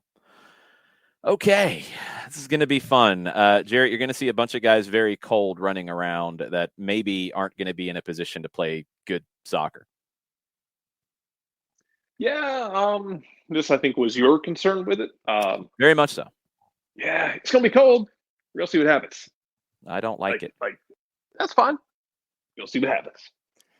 Now, Nothing look, you can do at this point, except no, you can't. You could have not scheduled it there, but that's beyond us. El Salvador and Honduras, I think, will be very, very affected by it. I think that they will, and they will probably suffer more than the U.S. will. I think it was That your should argument that you do this to Mexico or Costa Rica, not El Salvador. I don't think you need to. I'd rather have my talent just win the game because they should. And I'm going to bet on my talent and give them every opportunity to play well. I think here you're hoping that the conditions negatively affect the opponent more than your talent outplays them. Yeah. And I'll bet on my talent. Canada doing it to Mexico, I totally understand. Mm-hmm. Canada doing it to the U.S., I don't think they should do it. The U.S. doing it to El Salvador and Honduras, I don't think they should do it. They should play in the best conditions they can to play well because they're a better team by far. Yes. And it shouldn't be down to, because I think when you play in conditions like this, what you do is you limit everybody's effectiveness. It's an equalizer. Mm-hmm. Now, it's going to affect El Salvador and Honduras more than it'll affect the U.S. It should. Players with less experience playing in this, but I don't want to take that chance. And I don't want to take the chance that, look, it becomes a 1-goal game and it becomes a 1-goal off a deflection, off a mistake and a penalty that's conceded, and you lose or you draw. I just don't think you need to do it. But anyway, it's done and there's nothing you can do about it. The question is going to be this roster. One, how big it is. One, what are the COVID situations looking like for some players? And two, I mean, I think you're looking at issues with, what the lineup could be with some players who haven't played a ton lately. Ricardo Pepi, okay, cool up top. I think your midfield's in good shape. Pulisic's been playing a good bit. No Gio Reyna, I would expect. Who is on the other side of Pulisic on the flank? Is it Brendan Aronson, who reportedly had a $15 million deal turned down by Salzburg from Leeds United, who's going to continue to chase him? Does Aronson get that call? Though he hasn't really played because of the break in Austria. So it's not an easy lineup to pick. And I think there could be some surprises from this group that has been training for a while now in Arizona before they head over to Columbus. There could be some guys who have been in training that jump over some of the European guys just because those European guys aren't playing. Yes, it's a possibility. And I'm gonna be curious to see how they line up and how they come out of the gate, because, like you said, I mean, you got guys who are, I'm gonna call them match fit. I mean, they haven't been on the field as much. I heard the tail end of your conversation with Mike, the Paul Areola rumor. I mean, Paul Areola could factor into these things, and he could. He's been in training. He's been in training. He's not, maybe not match fit, but he's physically fit. You're looking at some questions with other guys who are in the same boat, maybe not physically fit because they're coming back from injury or coming back from a break, like a Brendan Aronson. It's going to be tricky. Let's get into Paul Areola. I'm glad you brought that back up. I want to get into this. So $2 million in GAM. Charlotte was a team. We were having this conversation on the Discord about what Charlotte needs. And Paul Areola was a player that I thought, because he seemed to be in the shop window, that Charlotte should go after. $2 million in GAM would be a giant record.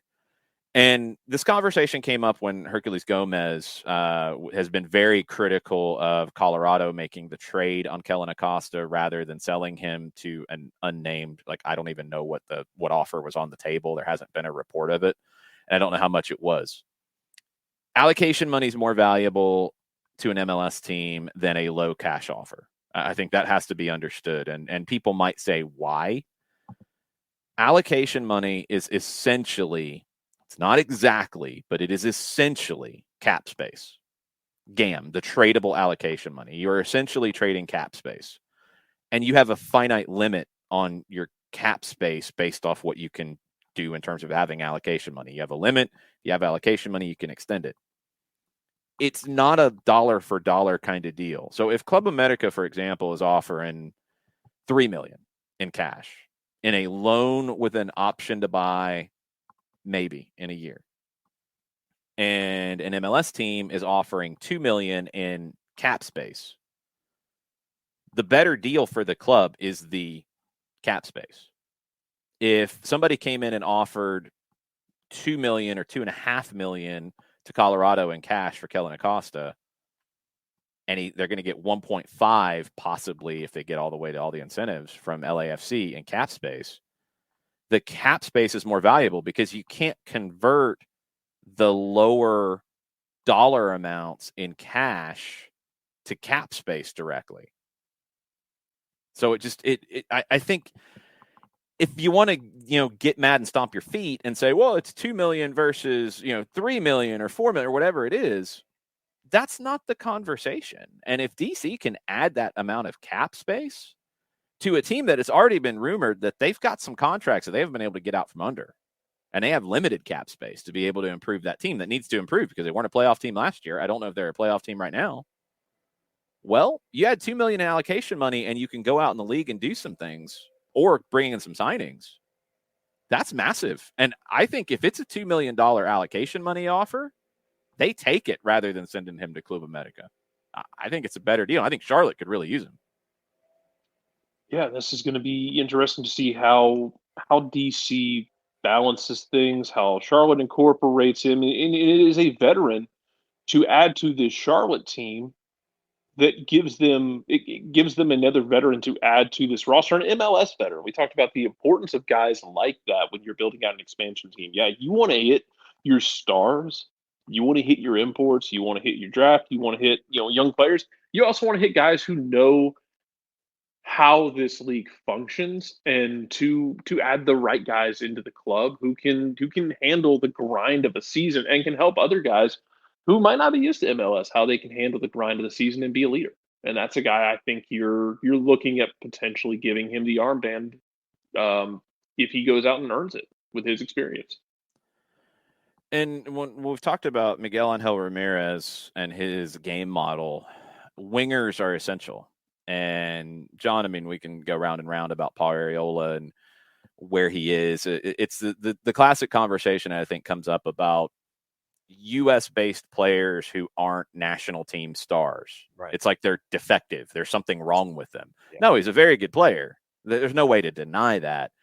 Is he the best player that the U.S. men's national team has? No, he's not. He's not a starter when everybody's healthy and everybody's at their best. But that's not something to shake your head about and be sad. Like right. he's a top pro in this league, and he can have a top pro career in Charlotte if he goes there. And I think when we have this conversation, it can't be that only 25 guys, with most of them playing in Europe at big clubs now, that they're the only success stories in American soccer from a development perspective. There's plenty of great pros, and Charlotte would be lucky to have a Paul Areola in their team. Especially from year one, coming out of the blocks, having his experience on a bunch of different levels, not just out there on the pitch, but in the locker room and that kind of a presence to have that. I think that would be key. And you mentioned the DC perspective here. If you can get that $2 million to play with and bring in talent that can improve your lot, because I don't see them as a playoff team right now either. I see them fighting just south of the playoff bar. I think it would be beneficial for DC to do it.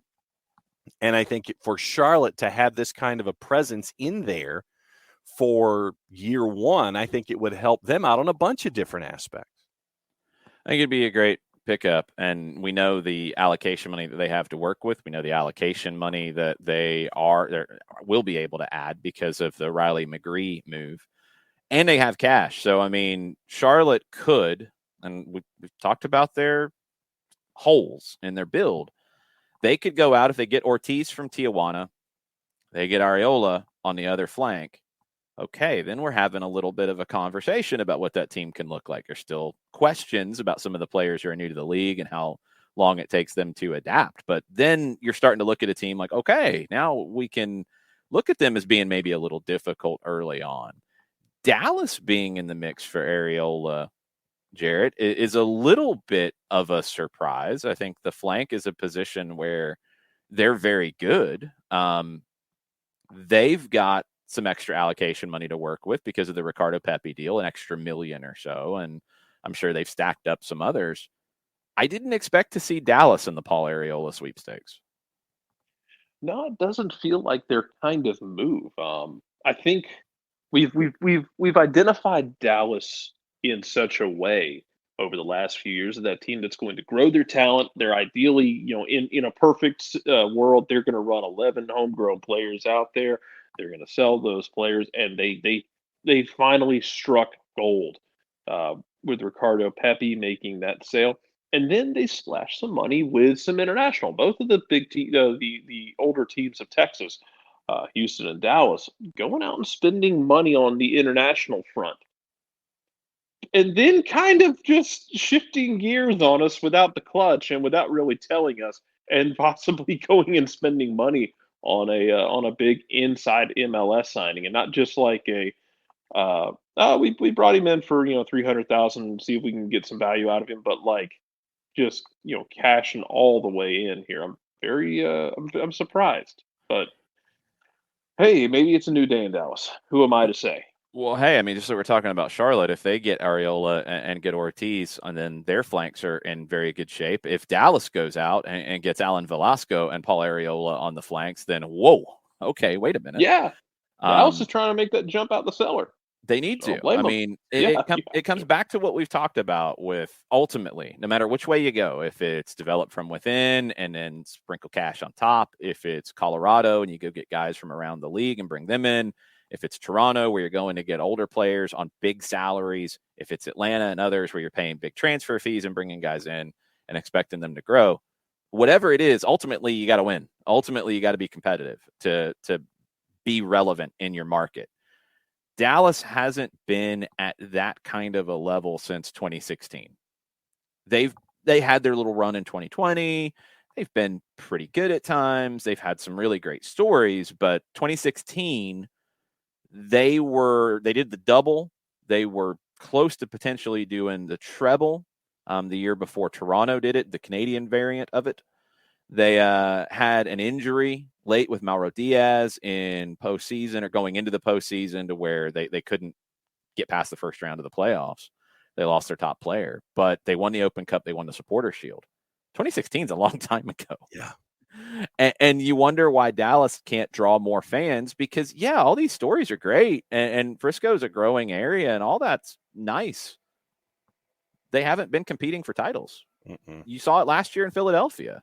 You saw the fans come out. You saw the amount of relevancy increase when they were competing for titles. It happens everywhere. So whatever your way is, and there's various ways you can be competitive in MLS, you got to win. You got to win ultimately. And we'll see if Dallas really pushes a little bit all in to get there under a new manager and Nico Estevez. Charlotte will have a little bit of a honeymoon period. But if they go get Areola and Ortiz, then the conversation we've had about Charlotte changes. And welcome to how, this ongoing conversation goes about teams and leagues and games. It never stays static. Teams will make moves and change their lot. Charlotte might be trying to pull a big move here for a player that I think really fits. I think Areola would really fit what they want to do, and he would give them that width that they need. So other moves around the league, we've talked about some of them. Jesus Ferreira now on a designated player deal in Dallas, a lot of expectations for him. Sebastian Ferreira now in Houston, 23 years old, most expensive signing in Dynamo history, first designated player under the new administration.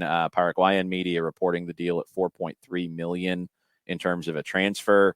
2 league scoring titles at Libertad, helped win the Apertura Championship last May, got to the quarterfinals of the Libertadores in 2020. He spent a little bit of time in Liga MX as well. Other signings, Richard Sanchez, Dallas product. He's bounced around the league. He's been in Chicago. He was at North Texas. He was with Tigres for a minute. He has signed in probably a backup role with the LA Galaxy. Kellen Rowe re-signed in Seattle. Noel Buck, homegrown signing for New England. Jared, I mean, we've had these conversations for a while now about who is interesting to what's going to like our kind of perception of what's going on around the league, who is really active, who is not really active, where the storylines are. What are some of the storylines for you around MLS as we're week 1 into the preseason? We've touched on it a bit in that how does Charlotte finish out their build, because we know it's kind of incomplete. They got to finish out. Do they go do this? Do we have any more splash moves? Paul Areola being one here. The other one for DC is Kamara. Does Kamara move? Does he move outside the league? Yeah. Does he move within the league? What kind of money do you get for him? Because he was damn close to winning the Golden Boot last year. Also had like 10 penalties. And I didn't think he was at his sharpest, when they needed him in the field. He was nails from the spot, and that's an incredibly tough thing to do. We've discussed this before. Does Ola Kamara move? And aside from that, I mean, we went over managers who we thought were on the hot seat. San Jose is going to be one to watch. Aside from me watching them in a very sickos manner, because what happens with Almada? What happens if they come out of the gate slow? And if they do it, if things change, what direction do they go? It's going to be a very interesting discussion, I think, for trying to figure out what they do or don't do in San Jose. And I mean, I guess my last one would be the Texas teams. You talked about Dallas. We talked about Houston spending money. What does Austin look like in year 2? Because we like what Austin did on the build front of things, but it really didn't. It didn't materialize in terms of points. So how does year 2 look? What about you, John? I'll stick with the West, and since Jarrett mentioned Texas, I'll go to California. And year 2 with Greg Vanney with the LA Galaxy, coming very close. LAFC with Steve Cherundolo, and what that looks like with expectations obviously very, very high in Los Angeles if you're a fan of either of those two clubs.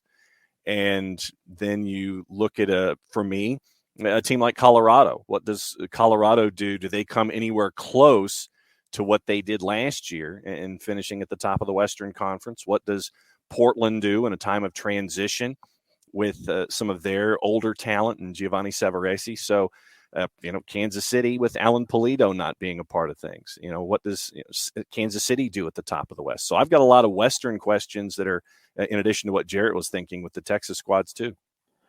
Okay, so I wanted to kind of wait till there was a bunch of comments to jump into here as Darren Eales is speaking to the media right now, and Mike and I will go deeper into this today on Stoppage Time. So a number of different things.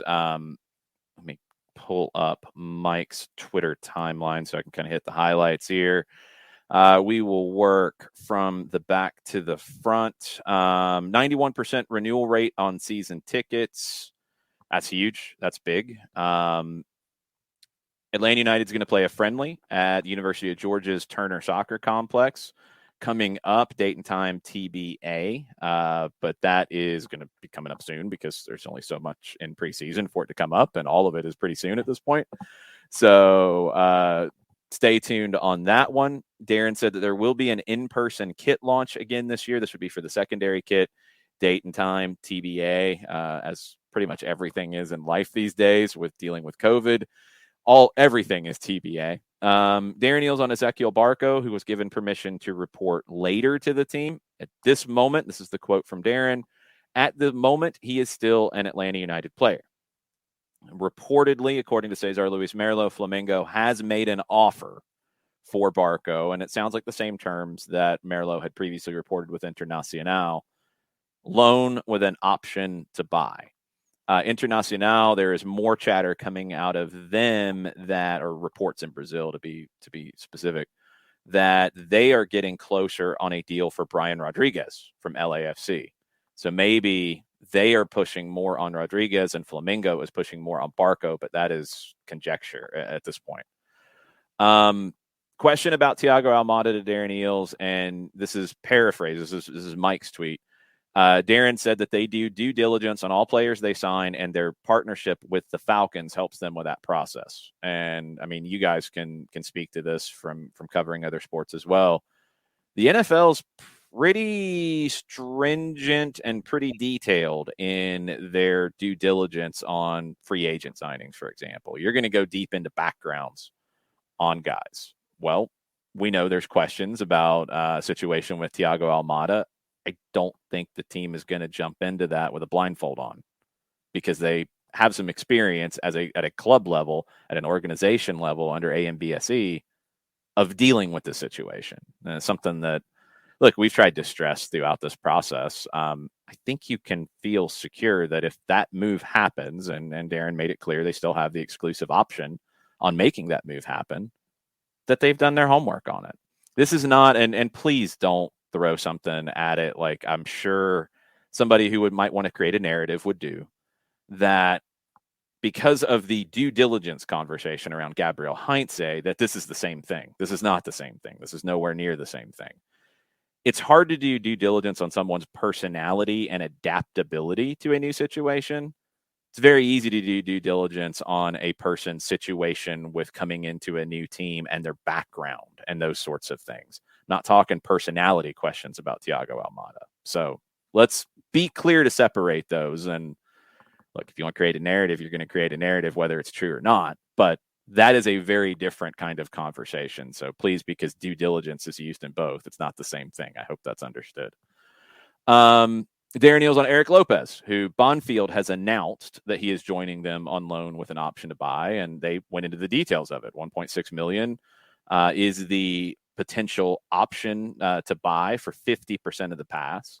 Darren on Eric Lopez, and this is quoted from Mike, "You've got an idea of where he may be going to." That's the quote. Says the paperwork must clear, and if it does, it will open up a U22 spot, which it would, because he's on a U22 spot. That would assume, although it's MLS rules, sometimes they don't carry over like you would think they would. We know that in a designated player situation, there has to be a loan fee to open up the designated player spot. Is that the same for a U22 spot? If it is, then there would be some kind of a loan fee in addition to the option to buy. But that is not a definite that rule is still there.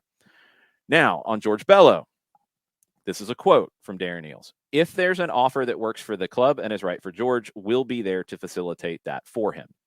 There has been conversations about talk, and I think Darren said that there's interest.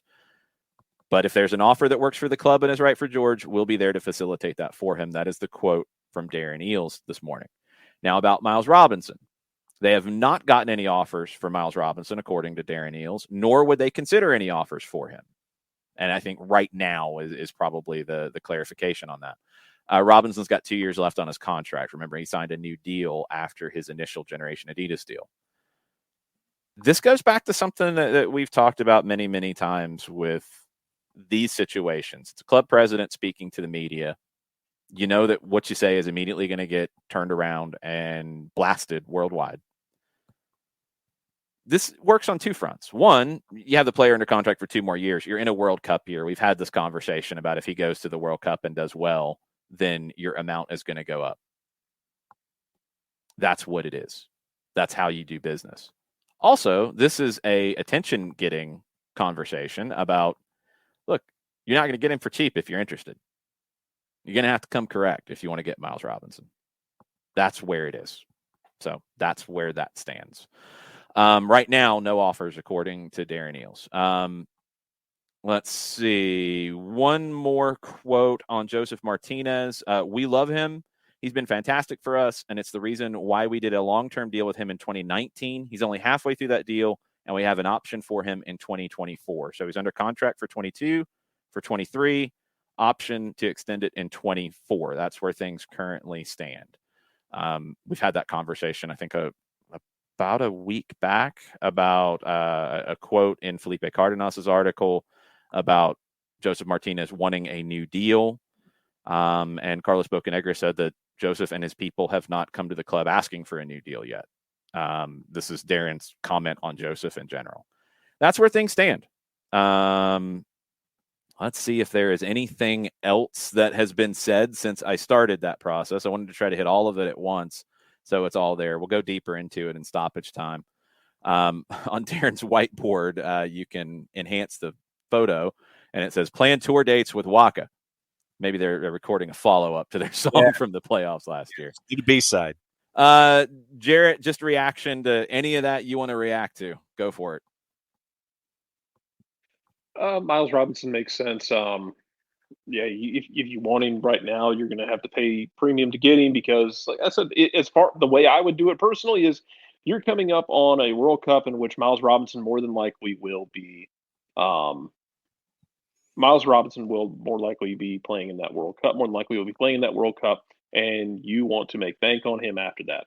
Mm-hmm. If you sell him, it will be after that World Cup. Is what I'm expecting. That's just good business. That's just how I don't know what else to tell you. Aside from that, I'm trying to see if Joe Patrick was saying that he wants a media game, or if there's going to be a media. There's going to be a media game. That's the other thing. I'm sure everybody's going to be talking about. But yes, there is going to be a media versus staff game. Oh, I can't wait to see this. I got to get my gloves out. Still have them, I think. I don't know. I might have to talk to whoever is the technical director of this group about your comments, Jarrett, because I'm not so sure. Well, I think that Jarrett would be the largest. About me in goal? Yes. He's the largest human being that you could put between the sticks, I believe, in this situation for media. Is he not? Doesn't always matter, unfortunately. Yeah, I was about to say, have you ever heard me talk about goalkeepers and big up the small goalkeepers? Alex Pacino will be very happy. I'm bigging up the smalls. I like the Nick Raimondos. I'm not just going to put the guy in goal because he's a giant. Sorry, Jarrett. No, you put this guy in. You put this tall person in goal because he is a giant, and also because he spent a large chunk of his life as a catcher and pretty much abandoned that totally rational fear of getting hurt by anything flying at him. Yeah, that all sounds good. That's why. Yeah, you're trying. I'm sorry, I'm not Alex. You're trying to make a compelling. I'm sorry, case. I'm not Alex. I'm not. We could. You know what? We could make Alex just basically get Alex to clone himself and stand on his shoulders in a trench coat. It can be me, and then you can have the size and the athleticism that you're looking for. Good grief. Yeah, I don't know how this team's going to be picked, and I'm sure there won't be any controversies about it at all. Oh no, of course not. No. Okay, so everybody's trying to find about. It's going to get ugly. Everybody's trying to find about 50 different things about things Darren has said, and people are trying to read between the lines, which can always be dangerous, and people are trying to decipher what's on the board behind him and all these different things. It gets exhausting at times. If there are any legitimate questions, we will get to those quickly before we wrap up. Again, stoppage time at 2:00 on twitch.tv/stoppagetime929, also on facebook.com/929thegame. John, your reaction to any of the things that Darren has said this morning? Well, I'll give you one more. Justin Felder from Fox 5 has posted that Darren says they expect to hear host cities for the 2026 World Cup at the end of the first quarter of this year. According to Justin, Atlanta made an aggressive bid to host potentially even a knockout stage match. So, well, yeah, we knew that. We knew that the bid is all the way up to the semifinal. So right. let's make sure we were saying what we know. Atlanta's going to host games. There is, I would say, a 0.01 chance that Atlanta does not host games in the 2026 World Cup. Right. How many games and to what level, that is up for grab. But I think they'll host group stage games. I think they'll host knockout games. I don't know if they get a semifinal, but I think at a minimum they get a quarterfinal. Right. That's my prediction, just based off who's in it and what they could get. And I also think Atlanta will get the International Broadcast Center here, which will be awesome with the World Congress Center facilities right there. It just makes perfect sense. So that stuff, that's good to know that it should be announced in the first quarter. But yeah, Atlanta will get games. I'd be blown away if they don't. Right. Atlanta cannot host the final, Niall, just to clarify, because that's down to a size issue of the stadium. Has to be 80,000. Atlanta didn't bid to host the final. Atlanta bid for up to the semifinal. But you have to have 80,000 seats available, and Mercedes-Benz Stadium cannot fit 80,000 seats. So you don't qualify to host the final. And obviously the news about Miles, not necessarily a surprise. That's good business on Darren's perspective. And then, obviously the news with George Bello. We've seen the rumors about offers for Bello as well. And obviously if George stays for another year and he's a part of that squad that goes to the World Cup, then his number goes up that much as well. Okay, so questions, if you want to throw them in, please do so. I want to go back to Emilio's comment earlier just a little bit. It says Darren making the statement talking about Thiago Almada and what Atlanta United does in terms of due diligence. It says Darren making the statement would have been helpful months ago, since in the statement he's tying the due diligence to some industry standard. I hate that it should have been needed. I hate that it became something that maybe was spun in different directions for effect, honestly, because it's not news that we know that the Atlanta Falcons have a large organization that Atlanta United can use from time to time in various things. They use it early on in terms of marketing. They've used it in terms of tickets and overlap. Just getting into logistics and stuff. Falcons security has helped with international trips, stuff like that. So none of that should be news. I think none of that should be a surprise that Atlanta would lean on using a organization's ability to do due diligence on a potential legal situation. It shouldn't need to be, restated. It shouldn't need to be stated. It is there. It's not news. I think there have been some reactions to this that have been emotional and visceral and maybe not having the full information to begin with, let alone thinking about this, because this isn't news. It shouldn't have needed to be stated. It now is stated, so there shouldn't be any questions about it. I don't know. And I'm not knocking you, Emilio. We've had this conversation about this potential move before. It shouldn't need to be stated. And we've said this consistently. I have mentioned the words due diligence and mentioned doing your homework many, many times when it comes around this deal, when it was announced that they have an exclusive option to purchase Thiago Almada's contract.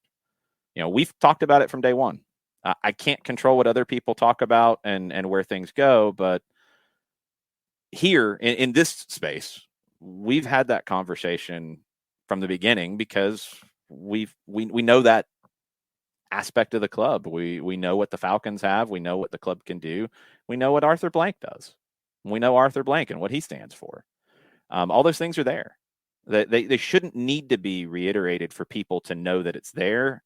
It's there, and we've talked about it being there here. So, look, it's a situation that if it's the right move, the club will make it. If it's not the right move, they won't. But they'll have all their homework. They'll have all the facts behind them when they make this move. None of that's going to be a surprise. Burns says I'm not repeating myself on here in that there is not nearly as much demand for Miles Robinson in Europe due to his age as U.S. fans think there is. And it makes no sense for MLS Atlanta United to sell for a relative low transfer fee because the cap rules don't let you replace him with an equal player. We'll leave the last part of it out because that's really ambiguous and would depend on whatever move there is. I am surprised there's not interest. I'm surprised there hasn't been a legitimate offer. I think this, again, goes back to the conversation that we've had this offseason about sourcing and about getting worked up about anonymous sources and low-level sources, or not even sources, low-level commentary about potential moves that then starts outrage. It's incredibly frustrating to have to spend time on it. It is, because the conversation about Miles Robinson going to the Bundesliga did not come from reputable sources. There was no follow-up. There was no answer to the questions about what the sourcing was. And now it's created a narrative. The club has consistently said since the end of last season that there hasn't been offers. And look, they might be saying that there hasn't been legitimate offers. There have been good offers. There haven't been worthy offers. Okay, fine, whatever. But the narrative started with a source that, frankly, it shouldn't have started with, because you have to pay attention to who is saying what. And look, I know that whatever, if I'm being difficult about it, if I'm taking it too seriously and all those things, this is why. You've got a segment of the U.S. men's national team fan base that is attacking Atlanta United over offers that no one has ever been able to confirm, let alone give a club that reportedly made them. That's crazy. Like that's illogical. And yes, this show is always going to be based on logic and real stuff, real facts, real reporting. So, it's insane that this is becoming an issue. And I can guarantee you're going to have people take that out of context. You're going to have people yell and stomp their feet. They need to sell Miles Robinson if somebody comes in and offers $1. No, they don't. No, they don't. And again, it comes back to the idea that we're going to see more and more from players in the long term. I think you will see more players sign shorter contracts to be able to have control over where they want to go when their contract is up. You're going to see less reliance on the transfer system. You're going to see more free transfers. But when players sign contracts, and if you want to talk about Joseph Martinez, if you want to talk about Kellen Acosta, if you want to talk about Miles Robinson, when you sign contracts, Jesus Ferreira now, to get paid more money, and you're giving up more years to get more money up front in your salary, well, this part of the conversation comes up too. Now, and in Miles's case, the club has said there haven't been offers.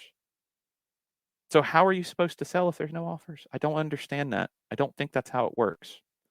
I hate that we waste time on this, but it becomes a narrative because it does.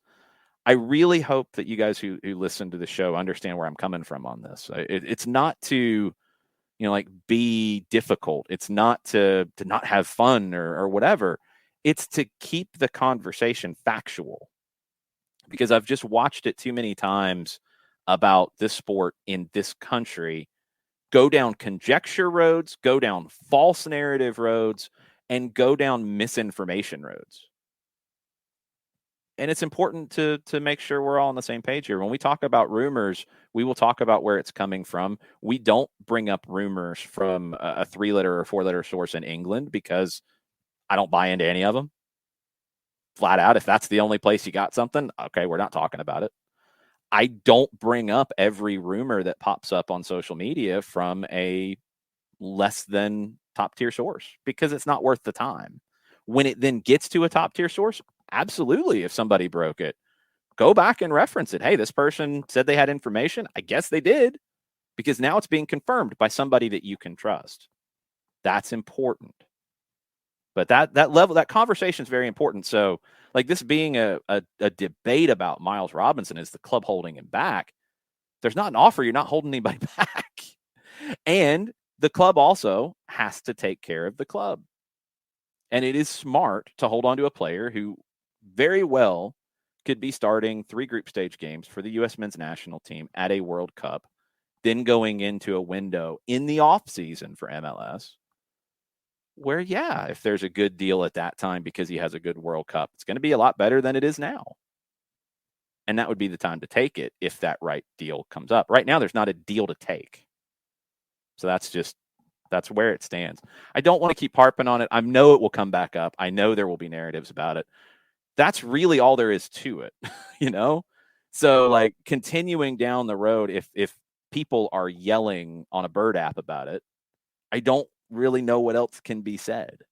And if that's where you want your narrative to be, I hate it for you, but it's just not in the real world. So I don't know where to go with it. Mizano says, I thought having turf was a problem for hosting World Cup games. They'll add grass for the World Cup. That's very typical, and a lot of U.S. venues will do that. There's nothing abnormal about that. They did it in 94. The conversation maybe got twisted when Canada had games on turf for the Women's World Cup. FIFA approves turf surfaces, by the way. There are FIFA-approved turf surfaces to have FIFA games on.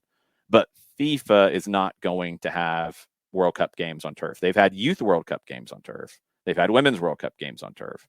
They're not going to have a Men's World Cup game on turf. And that was the big conversation around the Women's World Cup, as it should have been, because you wouldn't have a Men's World Cup game on turf. They'll put grass in for that. And they will do it at the highest of levels and spare no expense because it is the FIFA World Cup and it will be a very big deal. So there will be grass on the playing surface at Mercedes-Benz Stadium for those games. Let's see what else we got here. Will, I wouldn't go too far into what the technology is of the grass that is installed for the World Cup. And we don't know what the timeline would look like. We don't know what the MLS schedule will look like.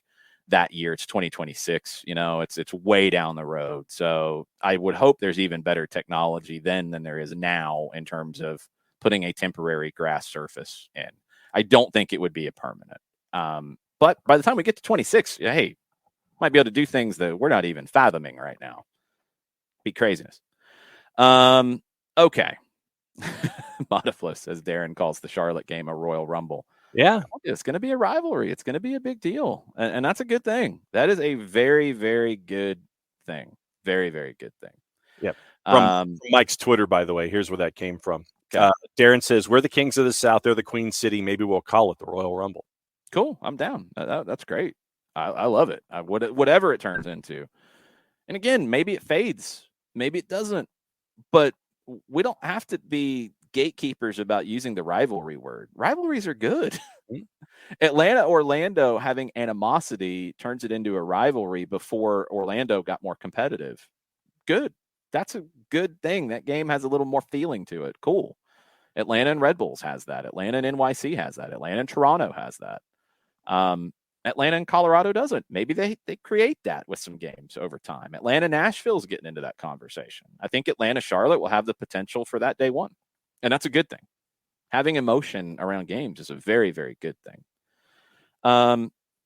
No, for sure, Emilio. Yeah. And I want to be clear. Like, you said something that has been echoed by many people. So, and this is how this conversation goes a lot of times. You're not representing Atlanta United Twitter, but when somebody in SDH land brings up a question or brings up a point, we have to kind of talk about it from a broader sense, because there are a lot of people who listen and don't interact on a daily basis. So this is a way to kind of take a topic broader. Yeah, I'm not saying that or don't know, but the conversation around due diligence and those sorts of things and sharing with the NFL and the NFL standard of it and all that, like, it's been there, and we've talked about it consistently. We've brought it up. I can't control what others do and where they want to take narratives, and there's differences between media and blog and other podcasts and that kind of narrative versus a fan narrative. There's different conversations, there's different levels of narrative, but it shouldn't be news that Atlanta United would be doing absolute proper due diligence on an acquisition. Mm-hmm. They've done it before. They'll do it again. And yeah, they have the Falcons organization to help make those things happen, and they have from day one. So, like, it shouldn't be a story, is what I'm saying. And I think some have allowed it to be a story. And maybe it's ignorance, maybe it's being led down, again, misinformation paths or wrong paths, but it's been there from the beginning. And we've talked about it here. I've been as clear as we can be about it. With they're going to do their homework. Arthur Blank's a pretty smart guy. Arthur Blank holds things to a very high standard. He tries to do the right things. I think that's pretty obvious from the way he conducts his business life, the way he conducts his foundations business. He tries to do the right things in these situations. So he's going to do the right thing here. It's a big investment, and we'll see what happens with it. Right now, they have the exclusive option on it. Anything else that, since we've gotten into some of the aspects of what Darren said, anything else that jumped out to you, John, that we haven't talked about yet from Darren's conversation? A couple of other things that have been added recently. They're going to announce preseason schedule end of the week. Okay. Play a few games regionally, have a few weeks of training camp outside the Atlanta area. That's the quote. And like I said, I'm referencing Mike's Twitter here. Darren admits there's going to be some comings and goings, as there always is, before roster compliance date. The third item on Darren's to-do board for today, it looks like it's Liga MX friendly with a question mark. So Mike asks him directly about that, and the answer was basically stay tuned. Okay. Still trying to figure out what the second item is, something with the supporters, and then Mike said something, and that's about it that we could all figure out. Got into the issues with the Royal Rumble, and then the last thing having to do with the overall health of the transfer market. Darren says, quote, "It is certainly depressed. It's a lot like the housing market. Probably means you don't get as much as you hope for on the exit, but you probably get players incoming on an equal or lower value, so it all evens out." Yeah, I think MLS and Atlanta are in kind of a unique spot in the transfer market right now because they are able to take advantage of it being a depressed market in some places, and especially places that Atlanta shopped in before. But it maybe makes some of the sales a little bit harder on the other side because of that depressed market. We talked about the numbers from FIFA.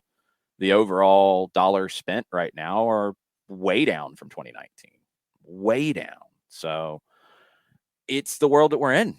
It's the world that the team is in, and contracts don't, extend into perpetuity. So when you're talking about deals for a Bello, for potentially Barco, and maybe down the road for a Robinson, it's a different market than it was pre-pandemic, and those numbers have to be considered with that. And what's a good deal now is not the same as it was in 2019. Mhm. It's a different world. Yep.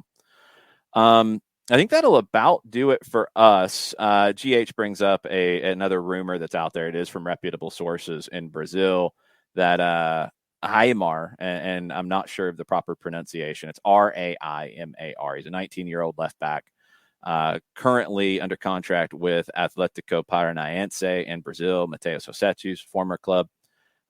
There's rumors about him joining Atlanta United 2 for the upcoming season. I do think Wiley will play a good bit for Atlanta United 2 in 2022, but if you add another potential young, talented player, yeah, that's what you do. And when you look at the overall depth chart, and we had this conversation when it came to Ronald Hernandez, it comes up with all these positions.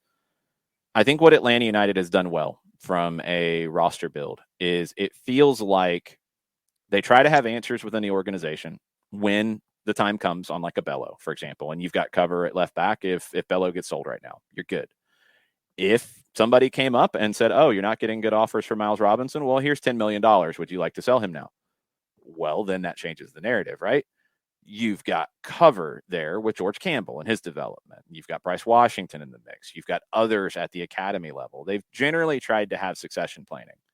Where they haven't had it within the organization, they've generally tried to answer that pretty quickly. And Luis Araujo, I think, is a prime example of adding a talented player where you could. That's smart. So, yeah, right now at left back, if you're looking at a left back from Brazil and why would you go add that person? Well, if you think he's talented and can project an MLS player and you can add him, you add him, first off. Mm-hmm. But you have George Bello, you have Andrew Gutman, who's a little bit older. You have Mikey Ambrose, who is a steady hand as a backup.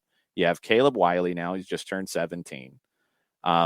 You want to go even further, you got Grant Howard, who can play on the left side, who's in your academy, who could play games for Atlanta United 2 before he reports to college, and you make a decision on if you want to go down that road. And yeah, you add another one potentially. And as we see in this system, and we've talked about it with Hernandez and Lennon, and I think you could see the same with Wiley, who played on the wing at times with the twos. Outside backs and wingers can be a little interchangeable and can be used together in conjunction in some points where you have two outside backs technically playing on that side in two different positions. If you add another talented left-sided player, it gives you more options. He might project to being a winger, maybe at the next level. Centeno, for example, is a winger that a lot of people have said might project to being an outside back. Club doesn't see him that way right now. Maybe that changes. Aiden McFadden was an attacking player who's turned into a right back right now. Okay. Maybe he doesn't make that jump at that position at the next level. If you can add talent, you add talent. And that's what you're looking to do, basically. And if you can add talent that fits into your pipeline system and your development system, you can go at it. So he's a 19-year-old who hasn't really played for Paranaense's first team. Hey, if you like what you've seen and you can bring him in for a number that makes sense for everybody involved, cool, do it. See what you got. If it works, great. If it doesn't, okay. That's the nature of building the team. For the twos, you can take those chances. For the first team, you're not taking as many wild card chances. That's why you have a second team.